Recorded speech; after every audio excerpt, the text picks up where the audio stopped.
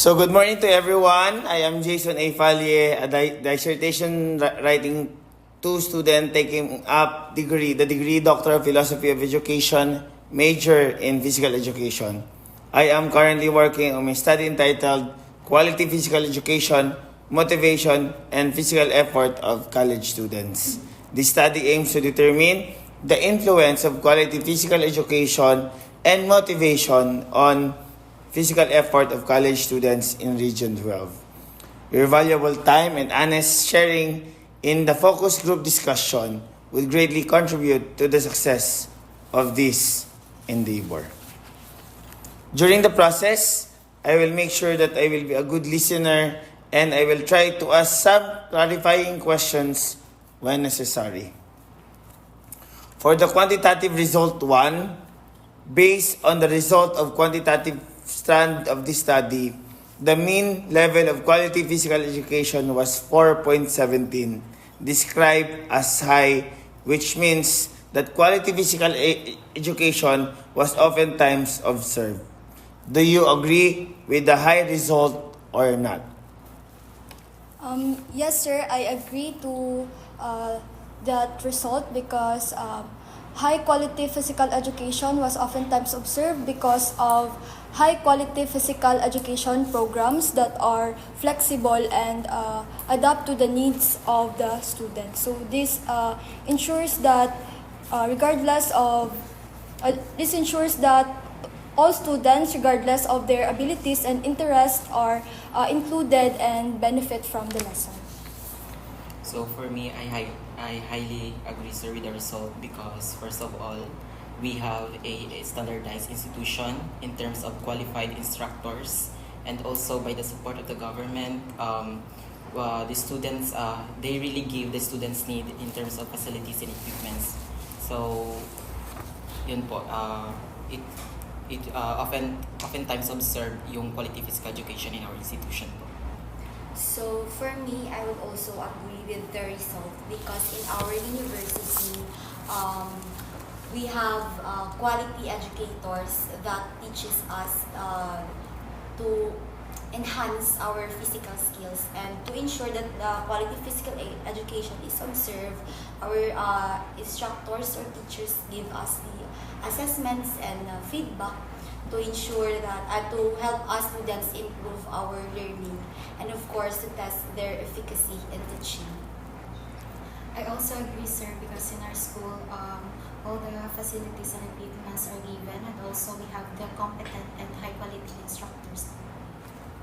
I also agree with the result that quality physical education is oftentimes observed since in our school students actively engage and participate in different types of activities, and with that we can say that education is quality. I also agree, sir, since I can see naman that physical education is likely meeting its objectives, which provides students to engage in different sports activities and develop their skills. So, I also agree, sir, sa result po. Just like what she said po, in our school, we conducted assessment po to assess the quality of quality education po. And I would say na it is quality because students are really engaged themselves in physical activity po. Okay? To explain your answer in number 1, kindly expound your answer by sharing your observation regarding quality physical education in your school, which particularly support why or why not you agree that the level of quality physical education is high. First, in what ways do the activities in your physical education develop your PE skills and your bodily awareness? I think, sir, my PE skills and bodily awareness are developed if I engage in different physical activities. Because of this, I can know my strengths and weaknesses, and I will try to improve my physical I will try to improve my abilities and such as like my coordination, balance, and motor skills. I think for me through collaboration and interactions with others, because in this way students could collaborate, share knowledge and use their critical thinking as well. Because hindi naman lahat ng students kasi na parang into sports, like yung iba mahihain. So in this way, if they can include themselves to others to socialize, so they could improve or develop their bodily awareness and engage in different sports. For me, quality physical education or physical education really helps me in enhancing my physical skills, and it helps me also enhance my knowledge in different sports, and of course it helps me to be a disciplined person. Natutulungan ako na i-manage yung time ko, yung spare time ko to attend physical activities in our school. I believe, sir, that enhancing my knowledge and different skills would improve my physical skills and bodily awareness, kasi when we are engaging ourselves in different activities, marami tayong natututunan. So I believe that it helps to improve our physical skills. So activities in physical education develop my skills in different aspects, like in dance and playing sports, and through exercises, and activities in physical education gives us or give me the chance to interact with my classmates and peers. So in our school, we have a lot of physical activities, and one of these is yung mga practicums namin. Kasi at the end of the semester talaga is nagkakaroon kami ng final practicums. Like last academic year, nagkaroon kami ng practicum sa sport na basketball. So in that way, nade-develop yung amin physical skills. Nakaka-learn kami kung paano yung proper na pagpasa ng bola, ano yung technique or skills kung paano mag-shoot ng bola. So in that way, nakaka-learn kami, and also it helps also students to interact with their classmates.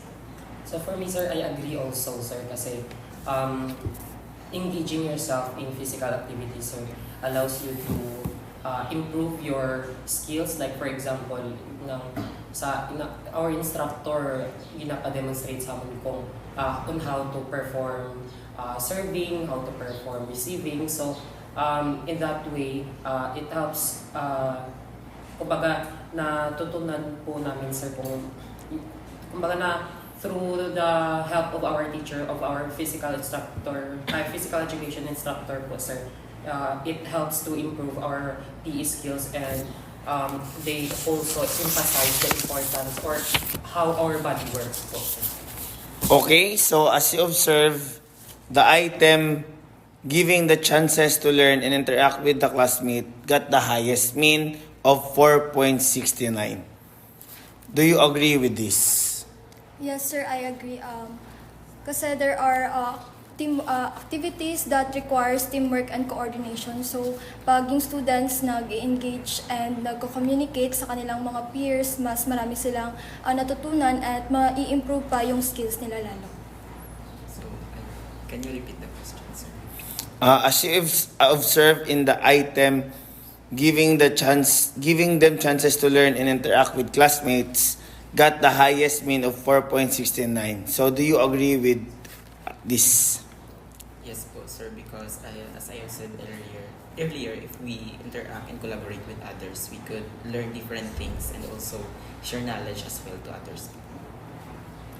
For me naman, I would also agree with the result of that statement, kasi interaction or socialization with our peers is very important, especially in RP classes, kasi most of the time kakaroon kami ng mga group activities that requires teamwork.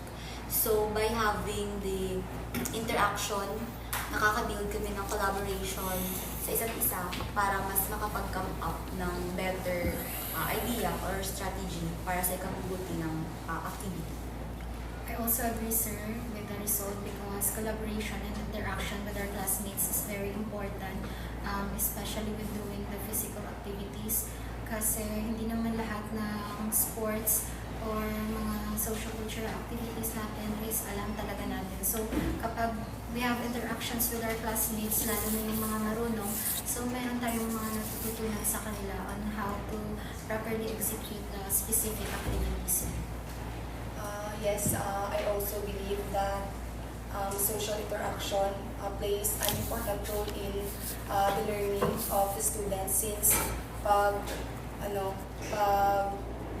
mag-interact ka sa mga classmates mo or sa peers mo, mas may matututunan ka since kayo mag-share ng ideas sa isa't isa. So, kapag hindi mo alam, pwede mo i-share sa iba para may ma-learn din kayo sa isa't isa.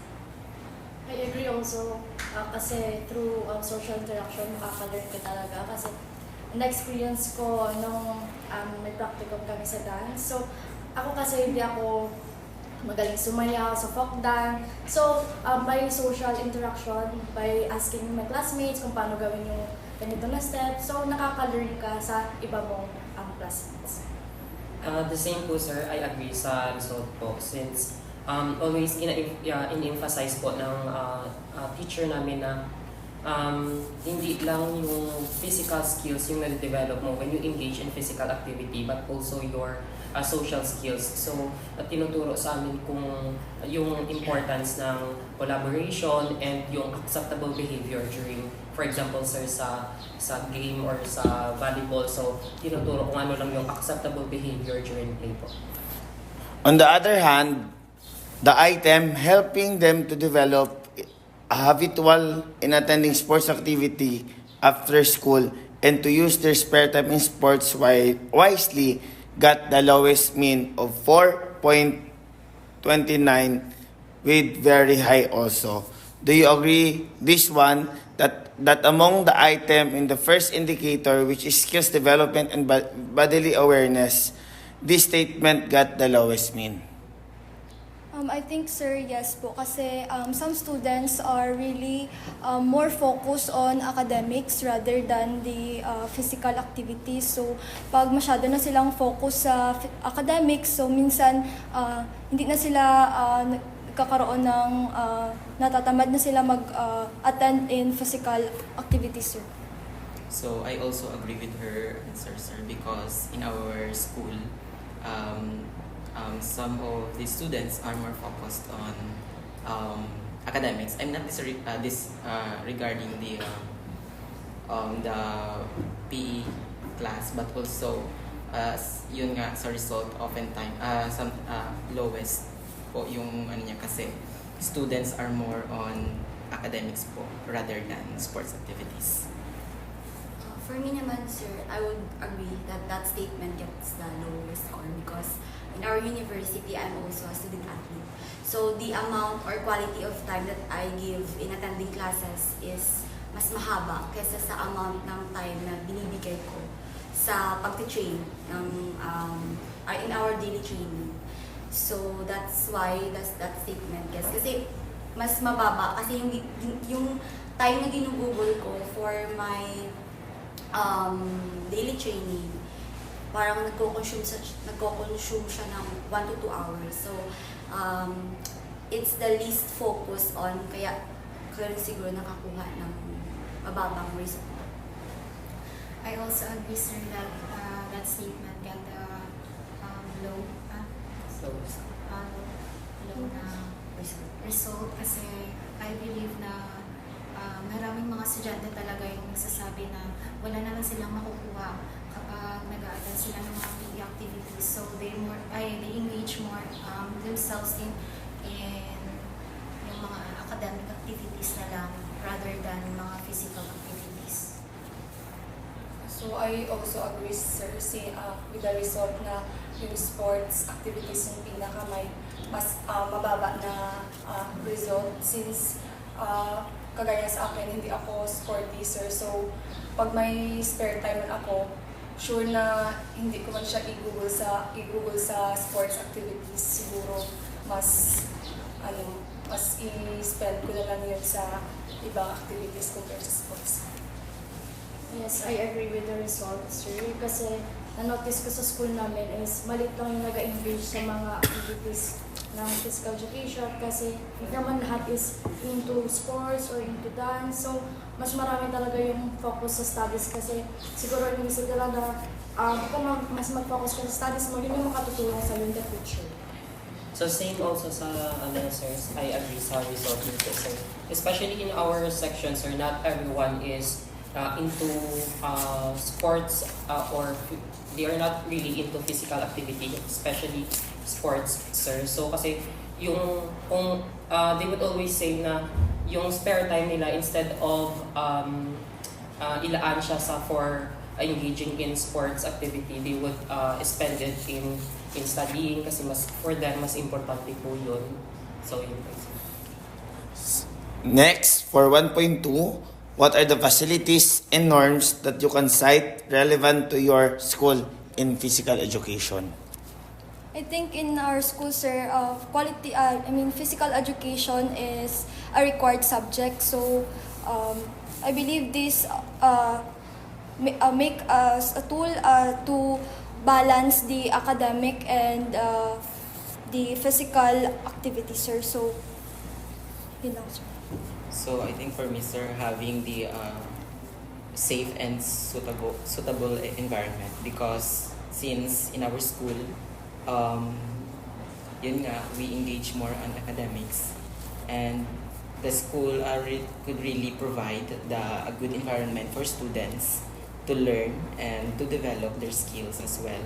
Because in this way, if we have a safe environment for in our different institutions, so it could really provide a quality physical educations in our school. So, I would agree with him also. Kasi in our university, our school ensures us to provide a safe and suitable facilities and equipments in physical education. So, in our university, meron kaming gymnasium. Pwedeng gamitin ang gym for sport like basketball, badminton, volleyball. We also have oval. Pwede doon mag-conduct ng athletic events or football, soccer, baseball. And also, may mga our school had enough equipments. For example, in sport just like taekwondo, so meron kami mga gears na ginagamit. So, our school really ensures us to provide us with the safe and suitable equipments in PE. I would also agree, sir, with the safe and suitable environment or facilities kasi plays a crucial role, especially with the weight activities kasi kapag meron tayong mga safe and suitable environment, so makaka-perform well talaga tayo, and also we can parang makakaiwas tayo sa mga masasamang mangyari sa mga students. I also agree, sir, because of the complete or facilities and healthy environment. It makes teaching and learning more fun and enjoyable. So in our school naman, we have suitable equipment for physical education lesson. Kasi kapag nagtuturo yung aming teacher, meron yan siyang mga equipment na dala para mas mapakita sa mga students ko kung paano i-perform yung mga skills para mas madali nilang maintindihan. Kasi kapag nag-explain ka lang, parang mahirap sa kanilang intindihin, lalo na kapag hindi sila into sports. So the same with their answer po, sir. I agree since in our school we have a appropriate facilities or equipment for that specific sports or activity po, sir. I think ini-emphasize kasi yung kapag appropriate yung facilities or equipment na ginagamit for specific sports po, sir, mas matutuhan ng isang estudyante kung paano execute ang isang skills po. In facilities in norm and physical education, do you as you observe the item allowing physical education accessible to all students, whatever their ability, disability, sex, age, cultural, race, ethnicity, religious, or social or economic background, got the highest mean of 4.65. Do you agree with this? Yes po sir, because physical education or for also hindi siya lang dahil into sports ka or into socio-cultural ka. So lahat ng students na engage sa physical activities, and also di porke babae ka or lalaki ka, doon ka lang dapat sa ganitong sports. So mas importante sa students na maranasan lahat ng different kinds of sports and activities na ma-learn nila at ma-develop yung mga skills nila, sir.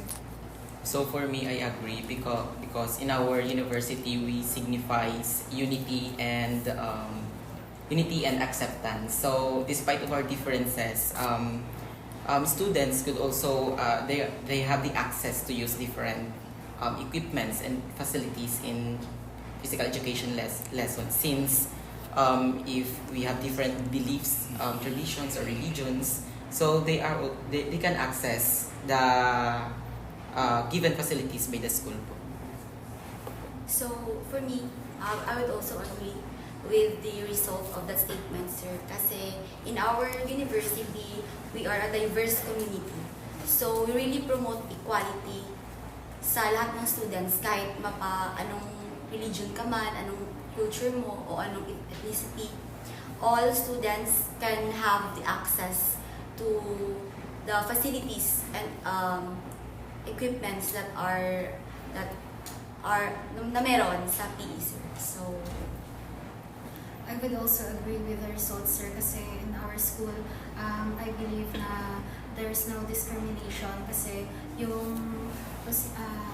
kasi para sa amin, matataas yung tingin namin sa mga student na pwede ba sabihin yung mga gay, kasi mas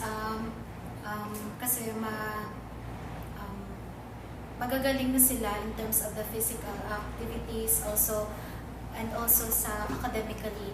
So parang hindi na sila na-discriminate. So we accept them completely, at saka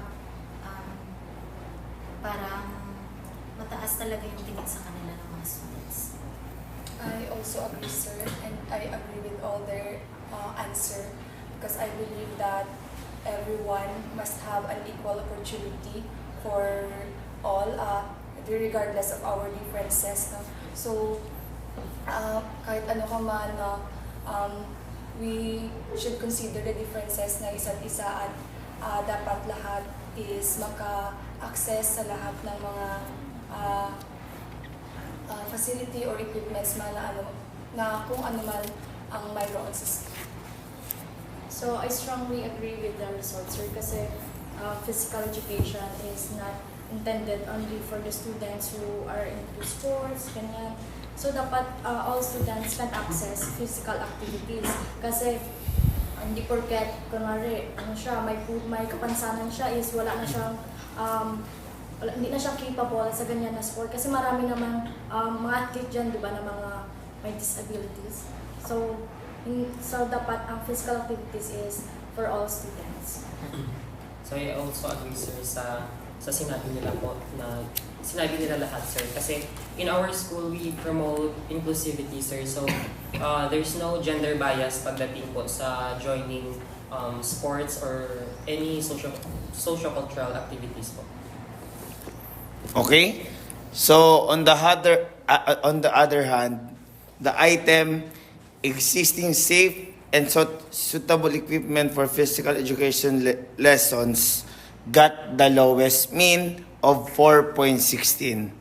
Do you agree this one, that among the item in the facilities and norms in physical education, this statement got the lowest mean? I think, sir, yes, kasi not all schools have a safe and suitable facilities and equipment. So, mahirap sa mga students mag-access ng mga equipments and mag-practice sa mga facilities na dapat na ma-practice nila, kasi hindi lahat ng school talaga kaya mag-provide ng enough space para maglaan ng mga courts para sa physical activities ng mga students, sir. So I also agree with her answer, sir, because although in our university we have some equipments, but hindi po kompleto lahat. So I think lowest po siya because not all have the equal na mga resources na nakukuha po. So meron naman pong ibang school na kulang yung facilities, their space, and also their equipments. I will highly agree with your answers. Kasi not all schools have given the parang privilege na magkaroon ng enough facilities and equipments. That is why siguro nakakuha ng low result yung statement na yun. So I agree, sir, na parang ito yung ito talaga yung may low result kasi even though may gymnasium yung in our school may raw siyang malaking gymnasium, so kapag naman nagsasabay-sabay yung mga activities, so meron talagang possibility na yung ang gagamitin is yung field. So in terms naman sa mga athletic events, so ginagamit talaga yung field, so hindi siya safe environment kasi baka merong mga yung parang mga butas, sir, sa field, so pwedeng baka ma-disgrasya yung mga students. So I think that's one of the ng dahilan kung bakit nagkaroon ng low result statements. I also agree, sir, with the result. Since hindi naman lahat ng school is may enough na facility and equipment to use, and dahil dyan, maapektuhan din yung learning ng mga students. Like, pag walang enough na gagamitin sa sports na to, like, hindi nila ma-perform actual, sir, like, dahil wala sa mga enough na facilities and equipments.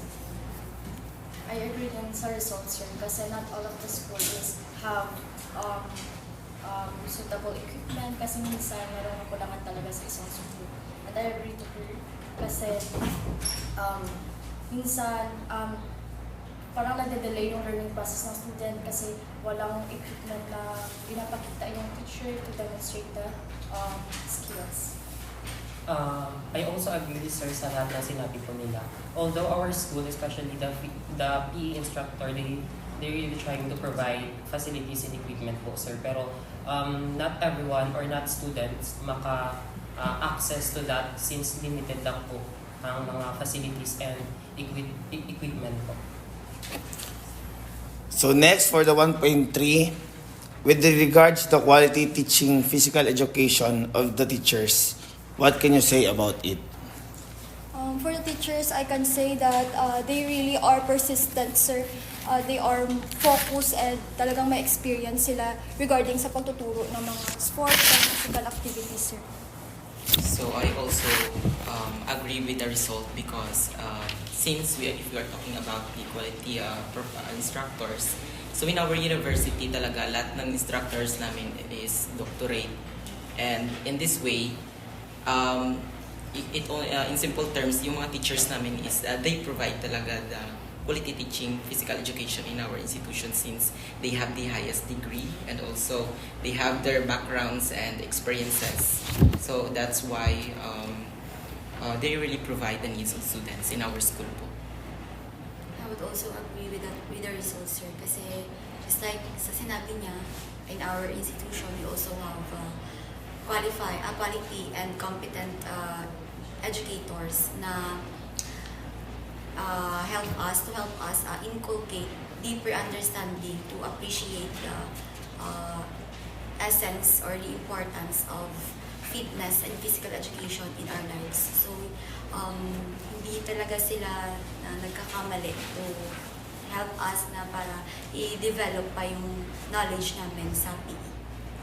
I would also agree, sir, kasi in our school then we have instructors that is doctor na ay halos lahat. So they provide effective education for us and also they help us to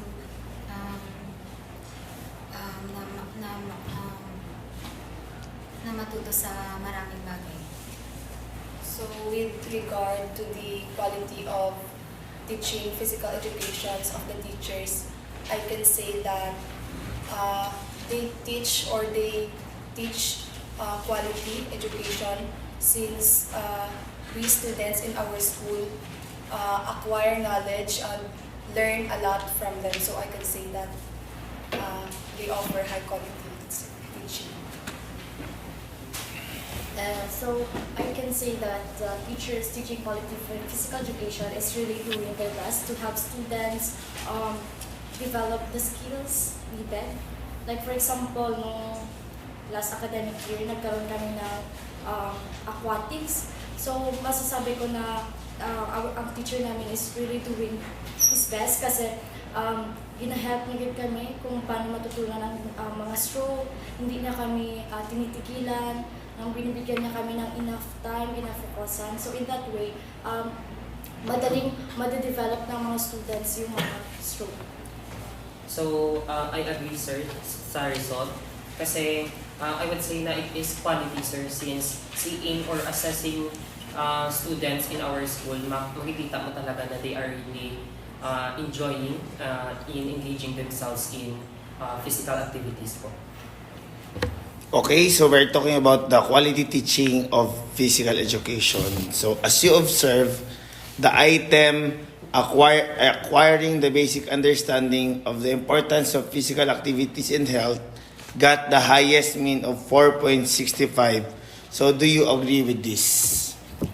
Yes po sir, because if the teacher really yung nagtuturo talaga kung ano talaga yung importance ng physical educations sa physical aspects ng mga students, so mas na-engage yung students at mas lalo nilang nalalaman kung ano yung mga dapat nilang gawin para ma-improve yung kanilang physical activities. So by this, parang namomotivate yung mga students na mag-exert ng effort sa physical activities. So for me, I highly agree with the result because since our instructors have their own backgrounds and also mga competent na po sila sa teaching. So they really provide the basic understanding about the physical, not only the basic but also they provide the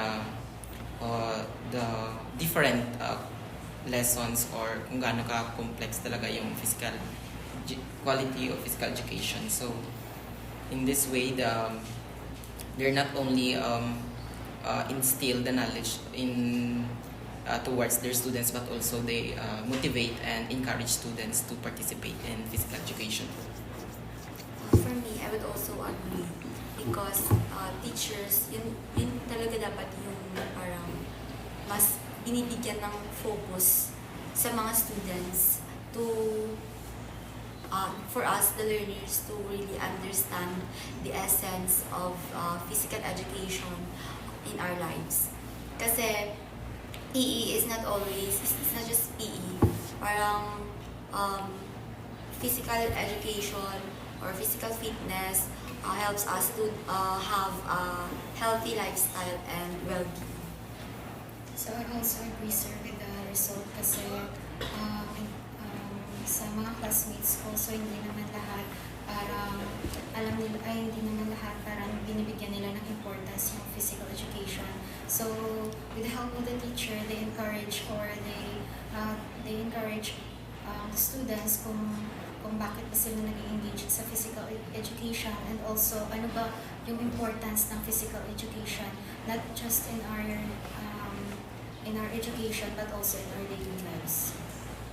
I also agree with the results, sir, since basic understanding about the importance of physical activities and health is very important, since by knowing this or by understanding this, we can apply it in our daily lives, and since physical education is important sa pang-araw-araw na gawain. So I agree with the result Kasi with the help of the teachers, with their expertise and skills, they can help students to be knowledgeable with the different sports activities. And also, makakatulong din sila to impart knowledge to students kung ano ba yung mga importansya ng mga sports nito sa kanilang buhay. So, I also agree sa result po, sir. Gaya po ng sinabi ko kanina, always ini-emphasize ng teacher kung ano yung makukuha mo in engaging in physical activities or learning physical education po. Kasi di ba, may mga estudyante kasi na ngayon nga, hindi nila alam kung ano yung makukuha nila sa engaging in physical education or engaging in physical activity. So, always ini-emphasize ng teacher na these are the benefits that you get in engaging in physical activities. These are the importance of engaging in physical activities or kung gaano ba nakakatulong itong physical activities in our daily lives and healthy living. Okay? So, on the other hand, the item developing basic motor skills within the context of appropriate physical activities of low organization got the lowest mean of 4.41. Do you agree this one? That among the item in the quality teaching physical education, this statement got the lowest mean? I don't think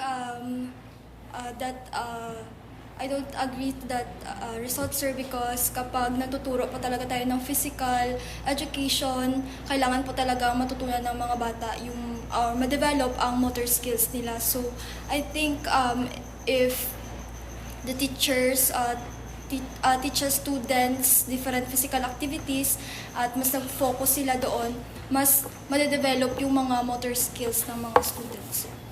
So, for me, sir, I agree kasi na lowest yung result kasi since yung highest is nag-focus siya sa giving the importance, the instructors or our professors na ini-emphasize talaga nila yung importance of physical education. However, yung lowest is nag-focus lang po siya sa motor skills ng isang the development of motor skills. So in this way, nakakuha siya ng lowest because of I think some of us also na we are not kasi 'di ba more on cognitive lang yung dito sa lowest. So kaya nakakuha siya ng lowest, but I'm not disregarding this na lowest talaga, but it is also one of the aspect na mahalaga din po na i-consider as in the PE lesson po.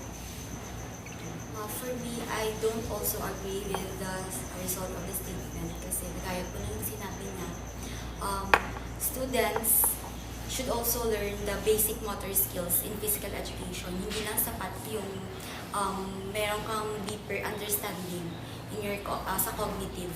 Kinakailangan din ng demonstration para mas maintindihan kung paano ba talaga dapat pino-perform, lalo na sa mga yung proper execution sa mga physical activities na ginagawa. So for me, sir, I agree with the result kasi hindi naman lahat ng student is major nila yung PE. So for me, for those PE students talaga, so this is important for them. But for the students naman na hindi nila major yung physical education, so parang okay na sa kanila yung alam lang nila yung mga rules and regulations, yung proper executions, and also how to perform the specific physical activities. So hindi na nila kailangan na parang meron talaga silang deeper understanding doon sa physical activity na yun. I also agree with the result that it have a lowest score since in our PE subject, some of my classmates wala silang pakialam kung ma-perform ba nila ng maayos or maka-gain sila ng or maka-perform sila ng maayos or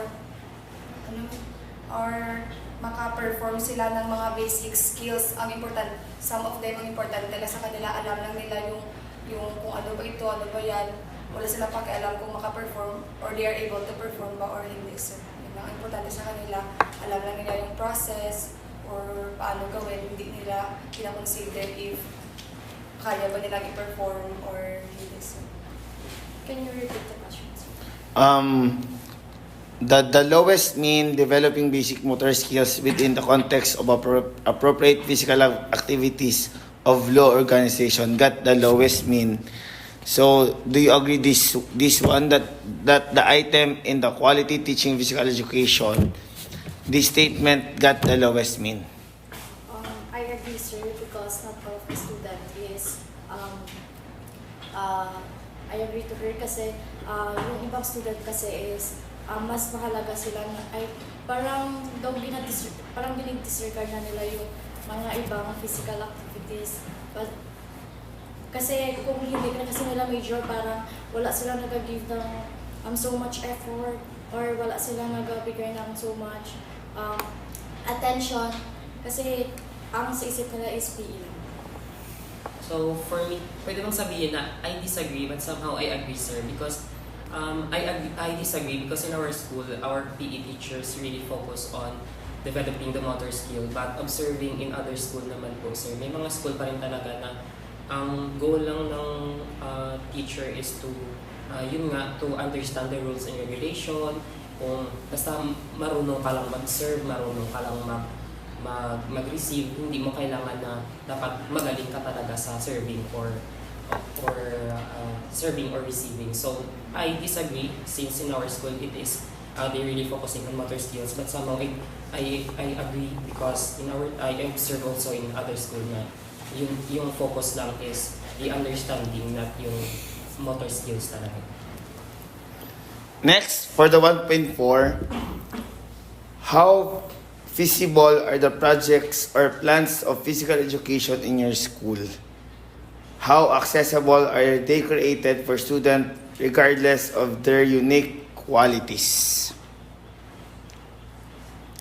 I think, sir, the projects and plans are implemented because of our schools, by the support of the local government, mas na-fund yung school para mas makakuha ng mga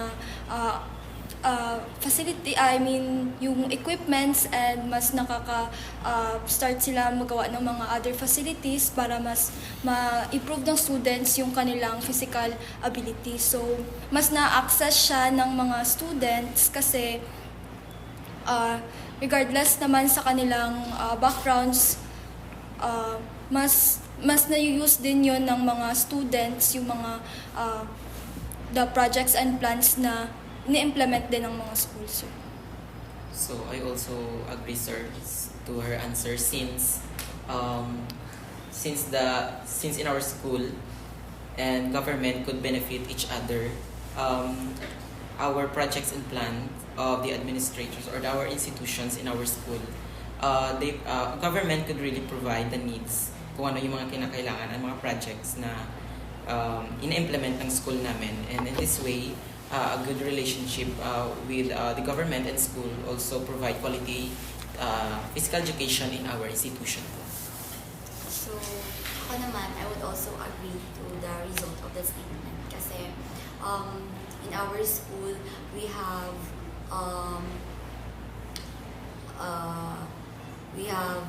a supportive administration that really provides us with our needs. And of course, with the help of our government, mas napapadali yung mga plano at projects at mas nai-implement siya kasi we have supportive environment, and yun, mas tutulungan kami sa kung ano yung mga pangangailangan namin and mga kung ano pa yung dapat na i-improve sa aming paaralan. I would also agree, sir, because in our school we have what we call the resource sharing. So with the help of the organizations, we can implement the accessible physical education, not just for students but also sa lahat ng pwedeng gumamit sa institution. I also agree with the results, sir, since in our school there is supportive administration, and with the help of the government, the plans becomes feasible, and the government and the administration support the school in different aspects, and they also encourage the school na mag-join with para may representative and sila naman din yung mag-support. So I also agree to the results, sir, because projects and plans becomes accessible, feasible because of the supportive administration in our school, and these projects or plans are accessible to all students regardless of their race, ethnicity, and gender. So I also agree, sir, na about the supportive administration and the local government. So our school really ensure that those projects, those plans na turns into project are accessible for students to, it is available for every student so that the school can also create a competitive students in sports in sports. As you observed in the plans of feasibility and accessibility of physical education, the item having frequent inter-school collaborative plans between Institute for Quality Physical Education got the highest mean of 4.06. So do you agree with this? I think, yes po sir, I agree because the schools having frequent inter-school collaboration can really improve the plans ng mga bawat school. So kapag merong programs ang local government, maraming schools ang nagsali or kaya para mas ma-improve yung ang physical abilities ng mga students. And also kapag meron namang for example sir, kapag may mga schools na lack of facilities, so yung mga for example wala silang basketball court, so the students na mag-training para sa competitions ng basketball, pwedeng mag-train sa ka-collaborate na school para doon mas ma-improve ng students yung kanilang skills sa paglalaro ng basketball. So I also agree with the result. So since sinabi niya po kanina, it's about the inter-school sharing resources. So in terms of that, based on the situations in our institution, last month we've conducted regional sports. Yun po, despite of lack of facilities, the other school in our region collaborate with each other to share resources and facilities to have a successful event. So in this way, they could provide that having collaboration with each other could really provide quality of physical education in terms of sports and different activities. I would also agree with the statement, sir, and I would also agree sa mga sinabi nila. Kasi our school is very also open for inter-school collaboration, and we also have parang we give them chance to have sharing of resources, facilities, and equipments na mas kinakailangan. Kasi for instance, yung mga students sa school na to is if they're really equipped and skilled enough, but they are lack of facilities, then open sila sa school namin to train and to para mas mapa-enhance pa rin then yung kanilang mga skills with the suitable facilities and equipments na kinakailangan nila to improve their skills. I also agree with the results, sir, and her answer kasi not all schools have the facilities talaga to perform some physical activities. So, meron yung mga school na they collaborate with other schools para gumamit ng kanilang facilities or gumamit din ng facilities ng ibang school to perform well the physical activities, and lalo na yung mga students talaga na merong mga capable of doing the specific activities. So, kailangan talaga nila ng mga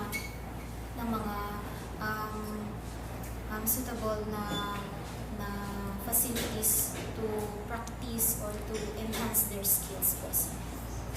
I also agree, sir, since sa school din namin, our school are open for collaboration sa ibang school para lang mapa-improve or magkaroon ng quality or para ma-offer sa mga student ang quality physical education. Yes, I agree with the results, sir. Kasi sa aming school nagkakaroon ng resource sharing. And for example, papalapit na po yung months.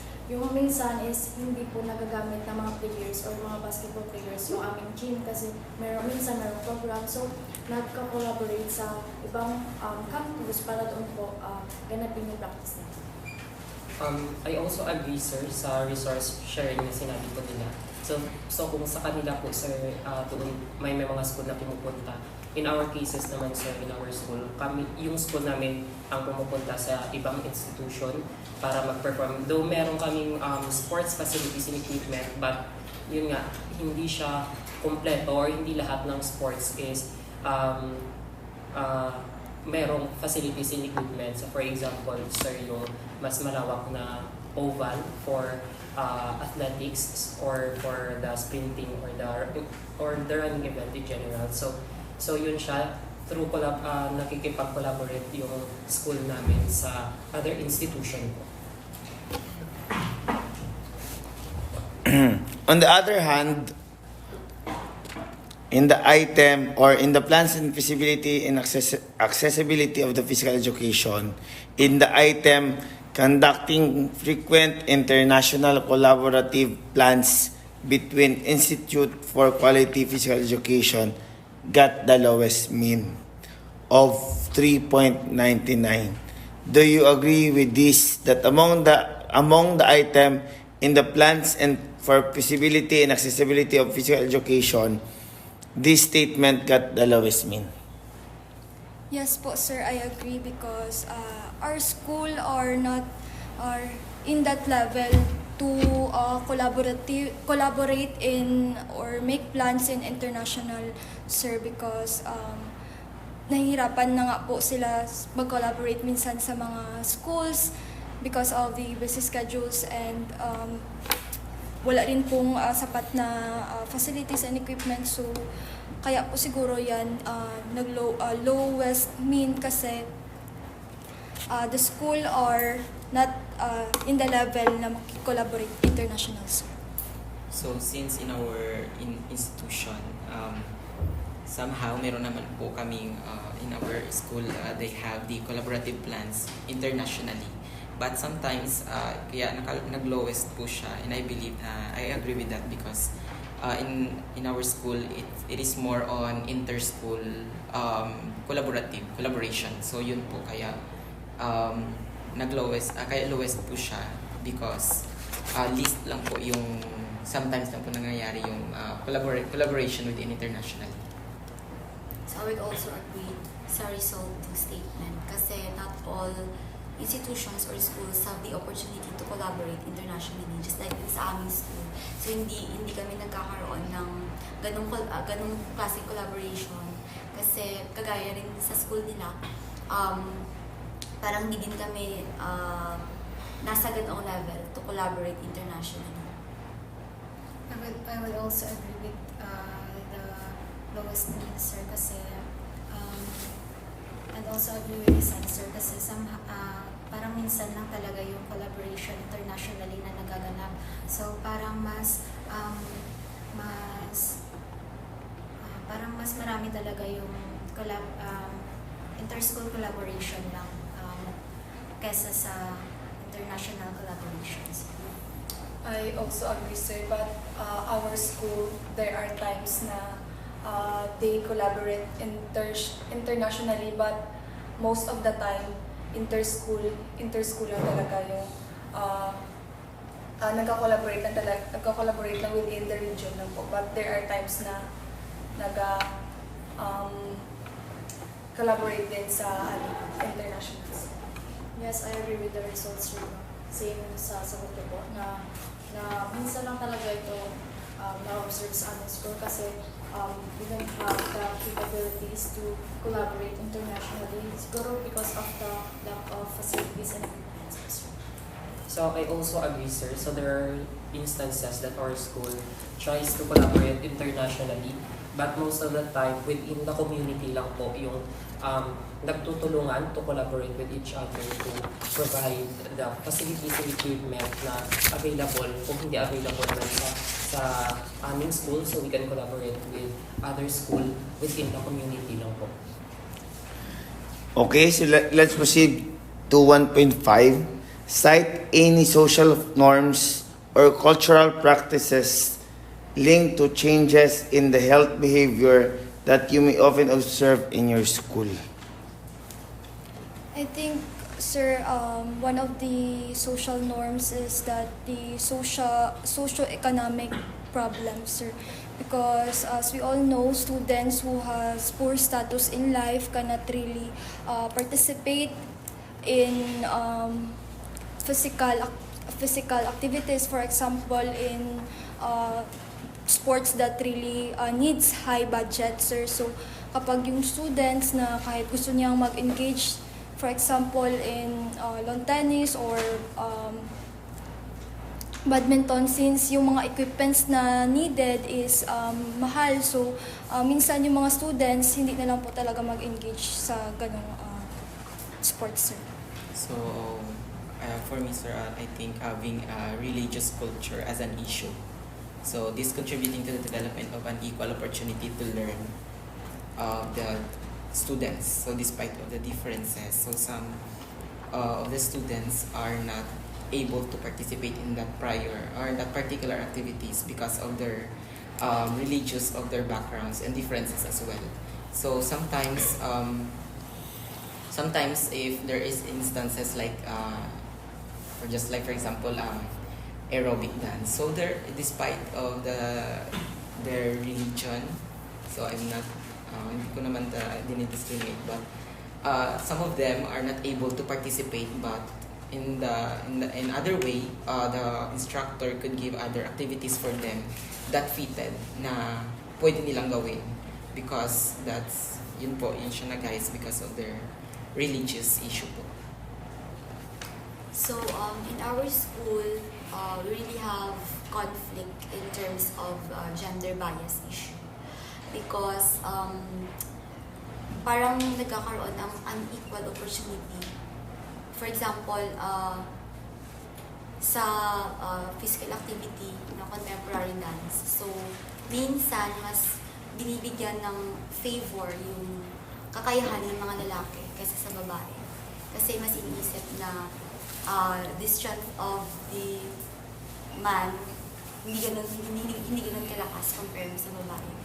So I think that's one of the issue that our school really faced. So I believe, sir, that the religious religious culture is the issue kasi for example, yung mga dances na kailangan ng mga parang sexy na damit, or kailangan ng mga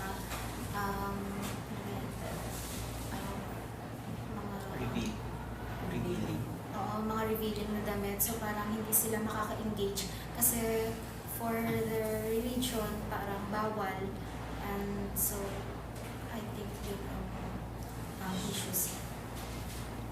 For me, I believe that one of the factor na baka affect sa behavior or performance ng student is their social economic status, because there are activities na personal ang paggastos or dapat na nanggaling sa iyo mismo yung mga gastos na kailangan sa particular na activity na sasalihan mo. So some of the students is hindi na lang nagasali since walang budget para pambili ng equipment na ganito, or pambayad sa mga trainer, pambayad sa kung anuman yung mga kailangan na bayaran, sir. So kaya ibang students hindi nakaka-join, sir. So, sa amin naman, sir, na-notice ko na religious yung issue that hinder students to develop their skills. Kasi one of my classmates kasi, sir, is sa religion nila is bawal yung mga revealing. Pero pero siya is capable in dancing, dance sports. So in that issue, parang napipigilan na ma-enhance yung skills niya and also develop. So, in our school naman, sir, ang na-observe ko, I think the main social norm is the social standing talaga. Yun yung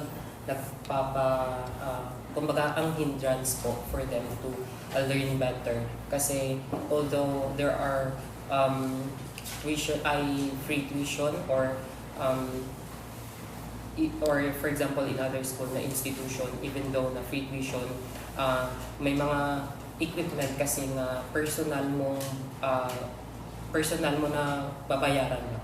For example, sa equipment sa sports like pickleball or lawn tennis. So yun yung nagpapapigil sa kanila to join sports activities para it also hinders them to develop their skills po. So as you observe in the social norm and cultural practices, the item having economy as an issue contributing to the development of an equal learning opportunity in the country got the highest mean. So do you agree with this? Yes po, sir.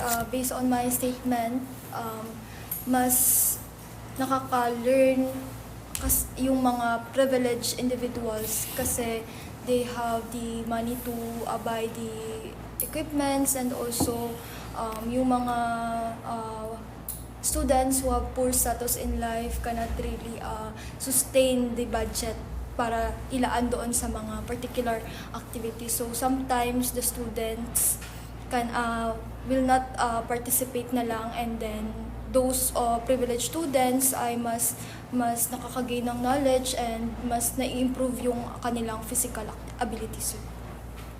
So, for me, I agree din also, sir. Since we have different school na pinanggalingan. So, in our school, in our university, so we have also free tuition. So, but however, having the economic issue as well is, yun nga, issue, highest siya kasi not all of us are capable to we also experiences financial crisis. So despite of our kung saan tayo pinagaling. So hindi naman lahat tayo makukuha kung ano yung gusto, like even though na we are free tuition. So just like in PE lesson, sometimes in the practicums. So maglabas talaga, tayo ng exert na some money na magastos because of the equipments, the costumes. So not all of us are able to na babayaran yung mga gastusin na yun because of our economic status or backgrounds in life. Yun po. So, I would agree with the result of the statement also, sir, kasi in our institution, socio-economic issue is one of the major factor also.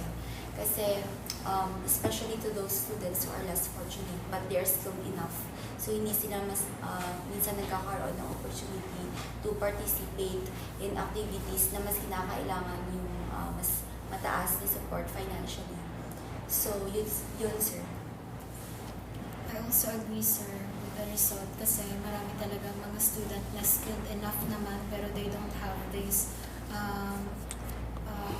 they can't provide especially the allowance or pambili ng mga equipments for that particular na event na sinasalihan nila kasi because of the lack of financial support siguro from their parents kasi less parang mahirap ang buhay. So, I think that's the reason why that statement has the high result.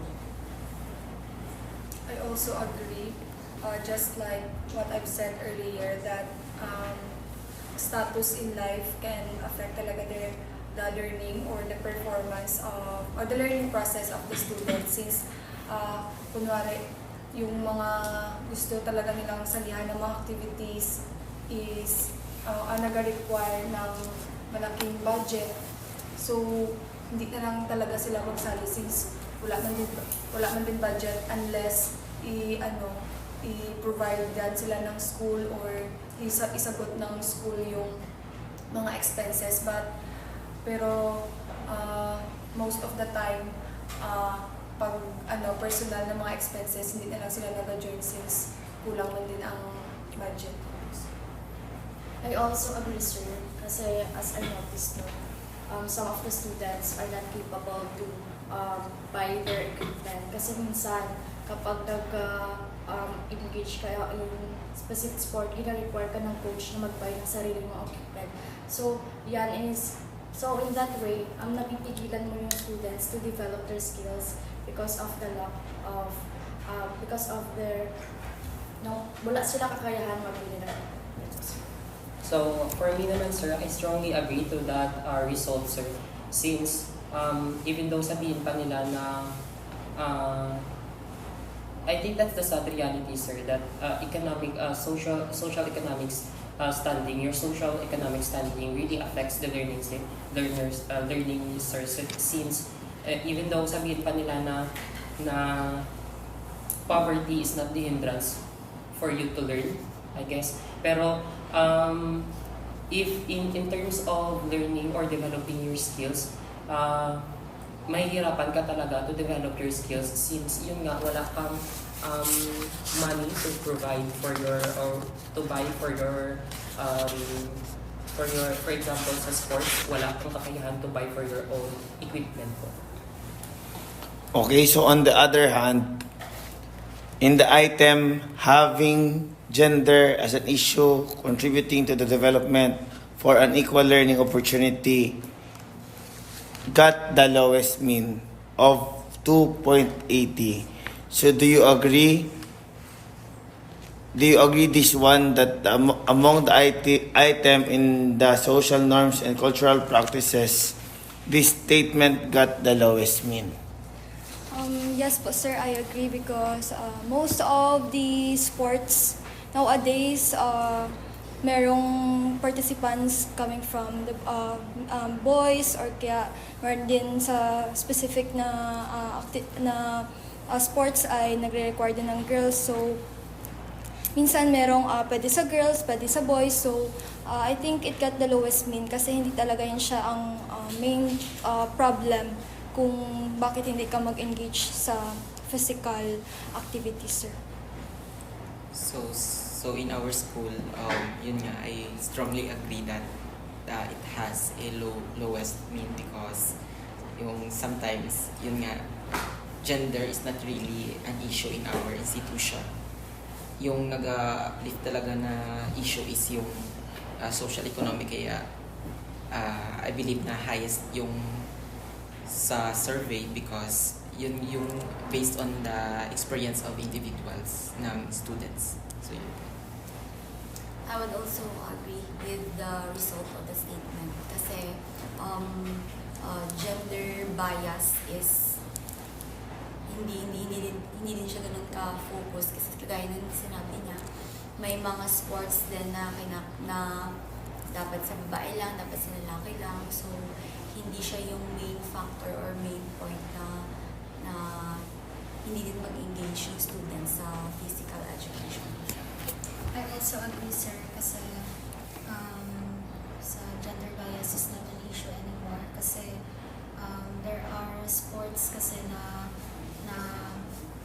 halimbawa yung mga pickleball, so meron talagang pickleball for boys, meron din sa girls and also sa basketball na dati parang para sa lalaki lang talaga siya, so nowadays there are also basketball for girls na din. I also agree kasi sa panahon ngayon, sir, gender is not an issue na.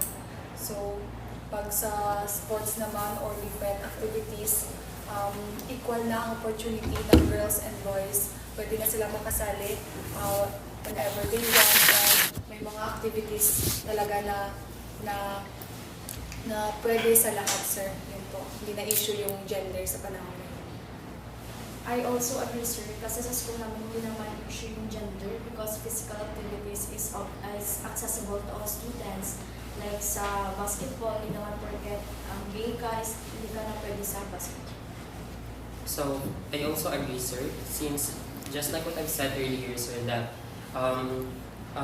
we don't have gender bias in our school since we promote inclusivity. So when it comes to socio-cultural activities, we really make sure that those in a third sex are included in the event po. Okay, so let's proceed to 1.6. What are some of the governmental inputs for PE that exists which you believe contributed to high or not high quality physical education?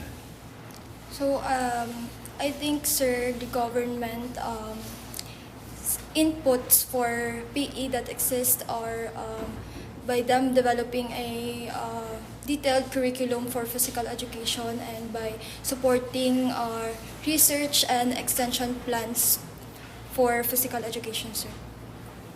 So for me, I think it's having the one of the government inputs is to really support the research plan or the conducting of research of a particular institutions to support and to really yun nga, because in research doon makikilala na that particular schools talaga they can offer a lot of in terms of physical education, quality of physical education. So for me naman, sir, quality physical education really depends on the qualified, competent teacher sa isang institution. Kasi if the institution has qualified, competent teachers, kahit na maliit lang, so mas nagkakaroon ng quality talaga yung teaching sa mga students. Even though parang hindi enough yung faculty, but then they are able to give students quality education. For me, sir, the supporting research to effectiveness of the physical education kasi when we are conducting research, we are parang hinahanap natin kung ano yung solution in the problem. So yun, sir. So governmental inputs in physical education that contributed to a high quality physical education for me is supporting the research to improve physical education of the students, sir, since by that pinag-aaralan talaga nila kung ano yung mga dapat na ilagay sa curriculum or ilagay sa kung ano man para mas ma-provide or mas mag-fit sa need ng mga students ang mga ituturo po nila o yung mga ibibigay ng mga information. So for me naman is the government input in physical education and yung mga implementing policies for physical education as human rights to all children.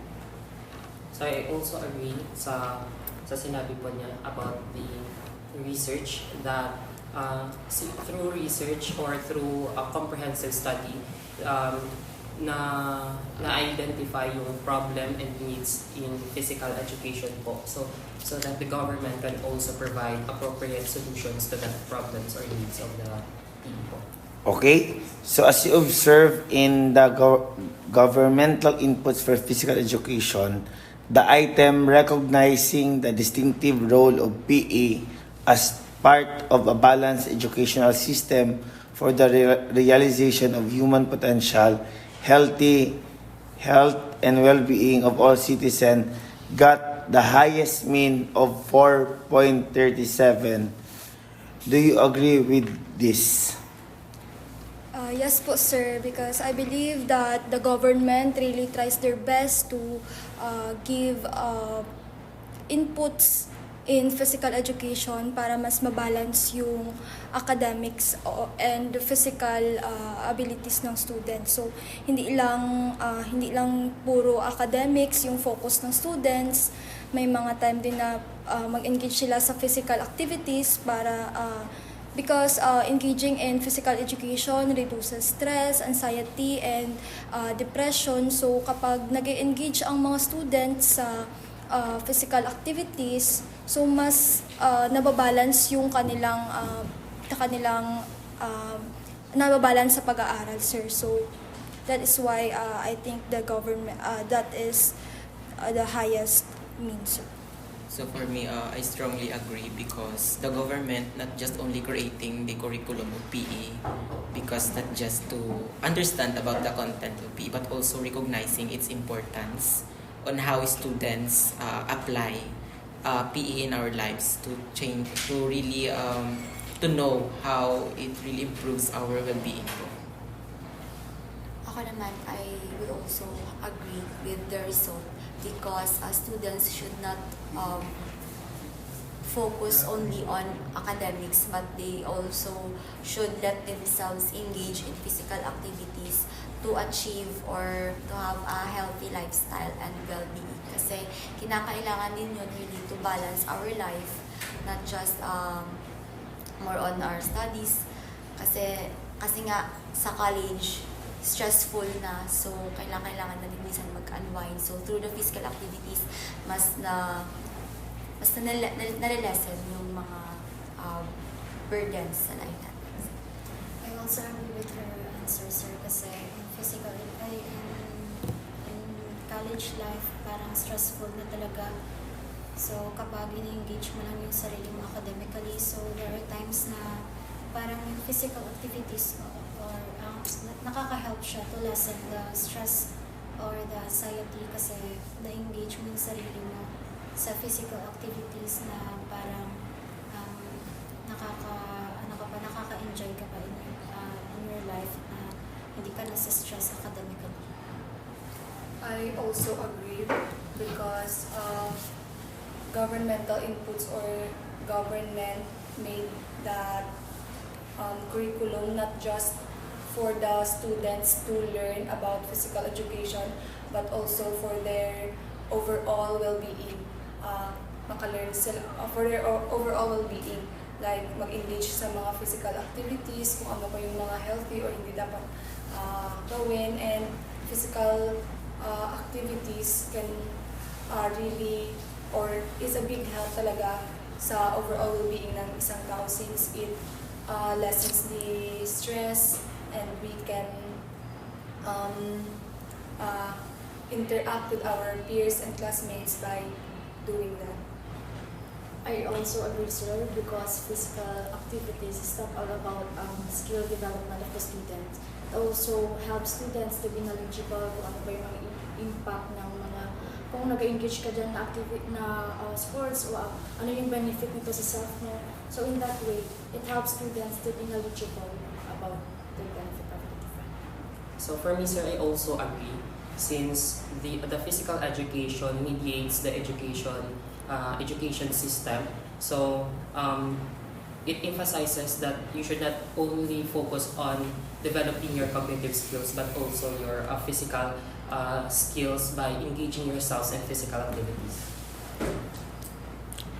On the other hand, in the item working with international financial institution to ensure physical education is included as part of their aid programs in education got the lowest mean of 4.00. Do you agree this one that among the item in the governmental inputs for physical education, this statement got the lowest mean?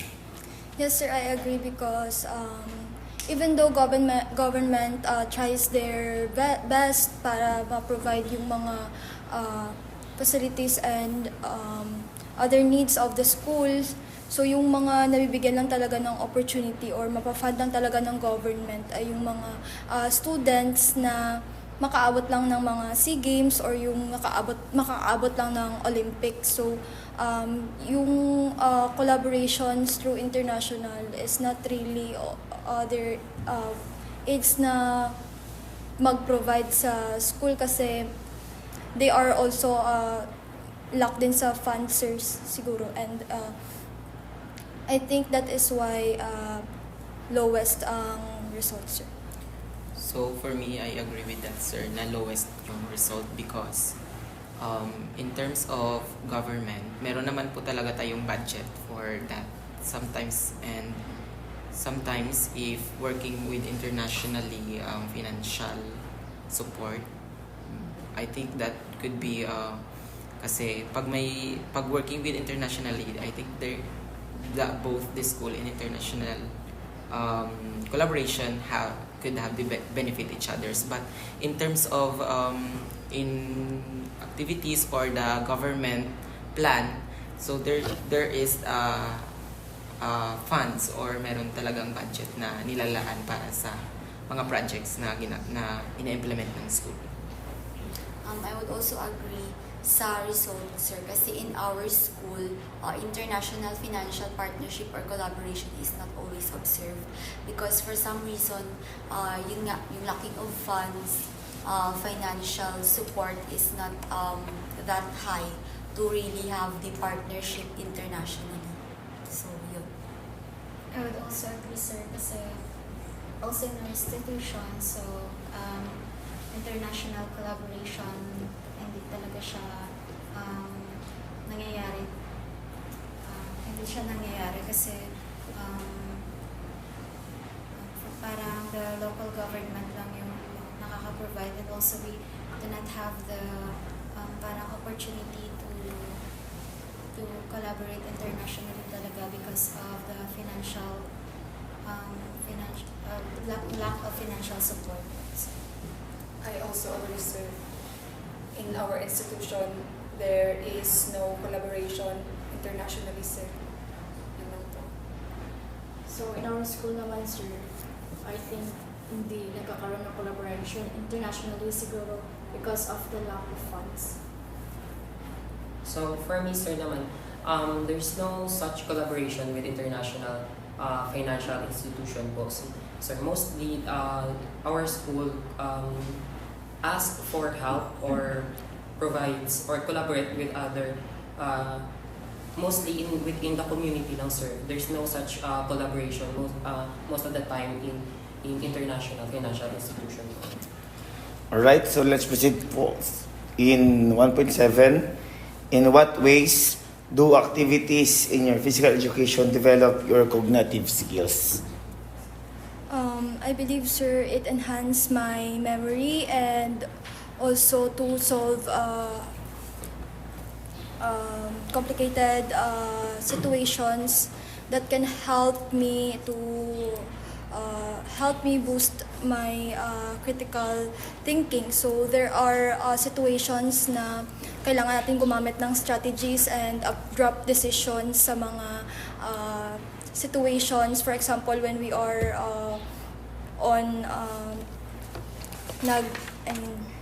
nagfa-facilitate sa mga sports. So, kailangan abrupt yung pag-decide natin kung ano yung mga dapat gawin. So, through this, na-develop yung ating cognitive abilities, sir. So for me, I think in a way that it could develop my innovative thinking.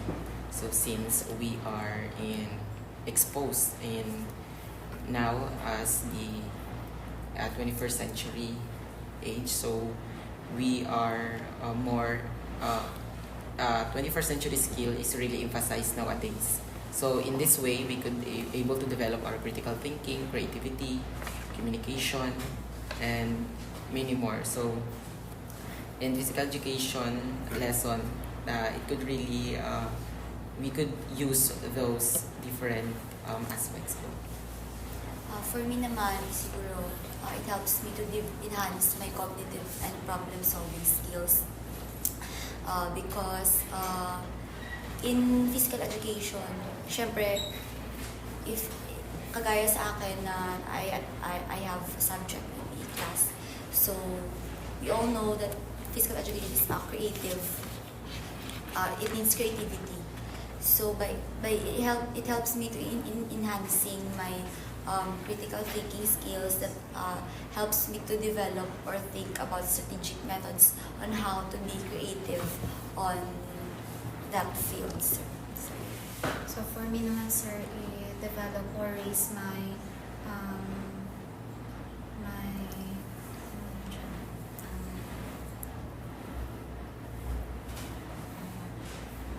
my independent thoughts kasi in doing physical activities or engaging in physical activities, so hindi naman talaga natin, especially sa sports, so hindi naman talaga natin nasusunod kung ano yung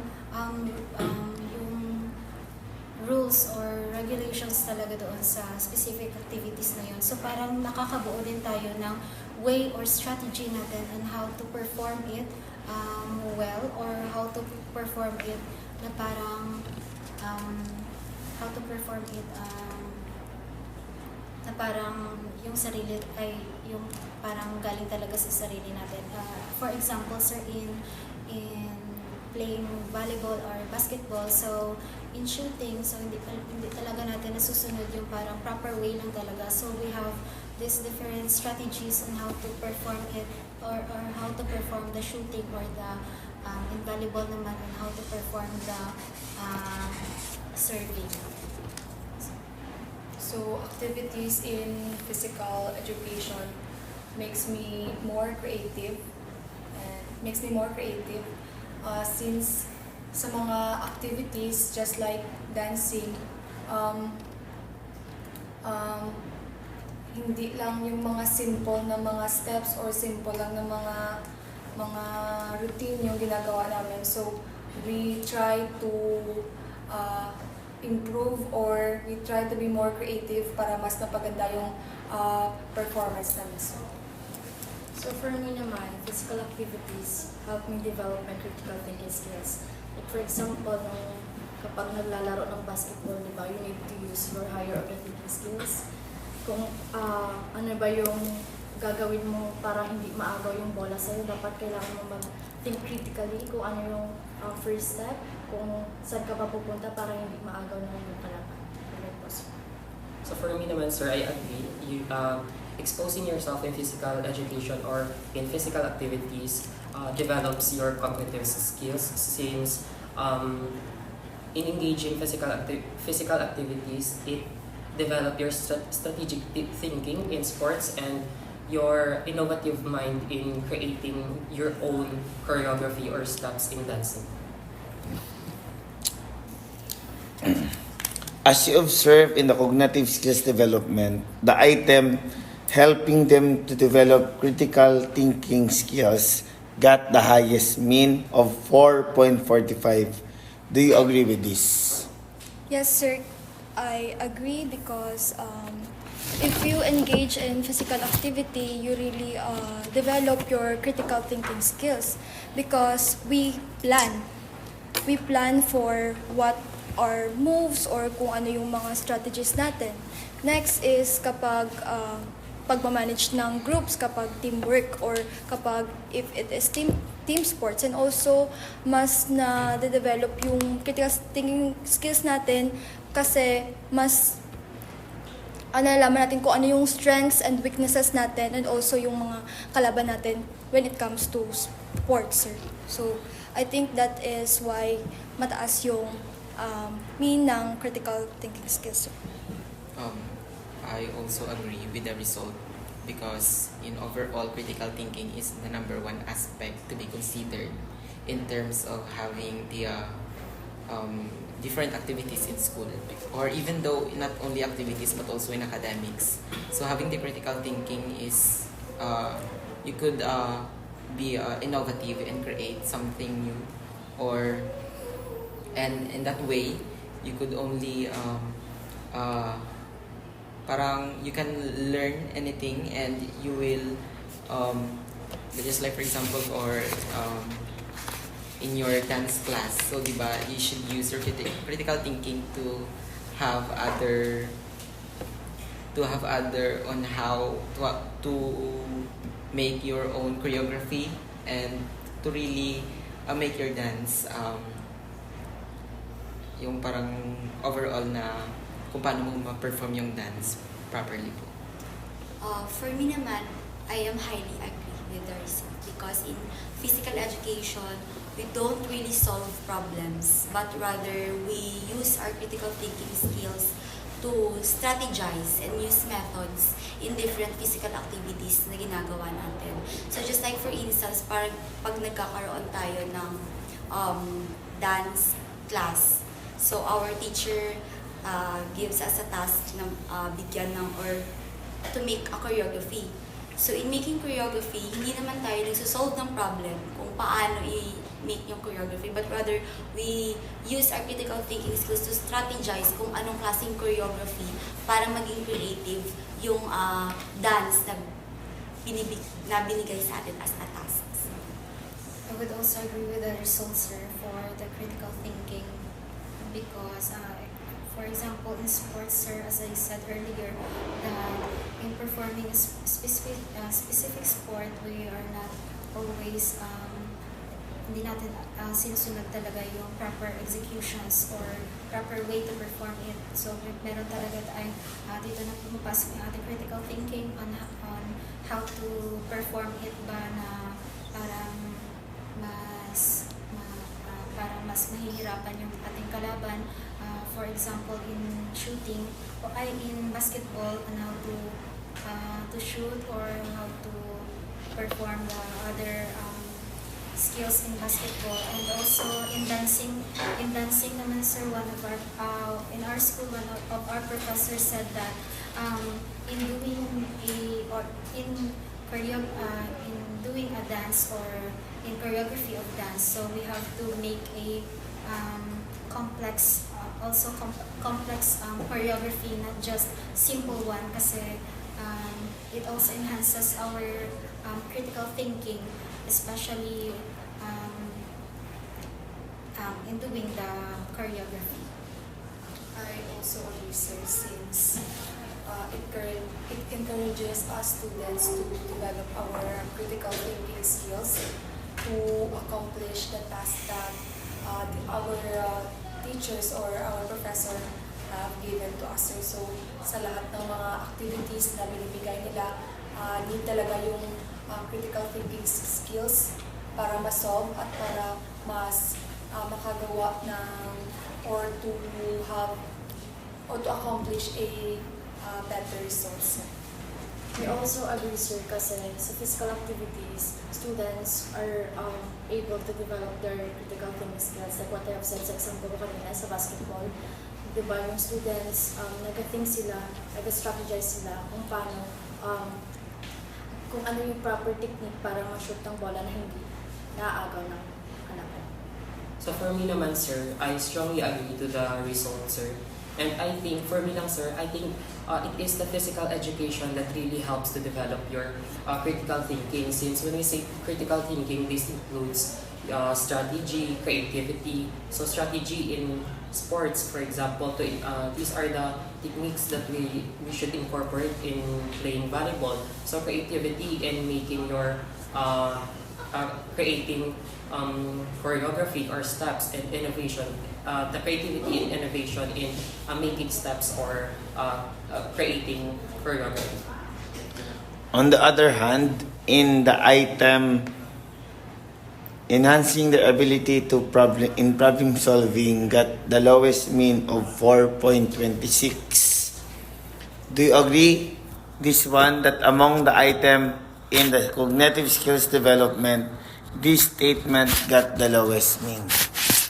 I don't agree, sir, because I think it should be the second most priority to developing critical thinking skills, because I believe that in engaging in physical activities really needs to solve problem, because we will encounter many situations, and by this, kailangan talaga na ma-solve yung mga problems. So, mas nade-develop, pag engage natin ng physical activities, mas nade-develop palalo yung ating skills in problem solving. So, I don't agree with that. So for me, I agree since it has the lowest mean. Since yung critical thinking talaga, as I have said, it should be considered as one of the most important aspect. Because I believe na if you think critically, you couldn't be able to solve problem anymore. So for me, I would agree with the results because just like sabi ng kanina, in physical education, we don't really solve problems, but rather we use our critical thinking skills to strategize, use different methods that are needed in order for us to have a better outcome for our different physical activities or tasks. I agree with the statement, sir, that it has the lowest mean because to answer it simply, when we are thinking critically, we already solving the problem. I also agree, sir. Since it's all about physical activities and physical education, it more focuses on physical aspect. But I don't say that we don't use our minds, but it more focuses on the physical aspect rather than solving problems in every situation. While since when we are using our critical thinking skills, we already solve the problems or any task that given to us. I also agree, sir, because as a physical activities, students are often use their critical thinking skills rather than problem solving. Kasi minsan lang naman nagkakaroon sa physical activities na gina-apply mo yung problem solving skills.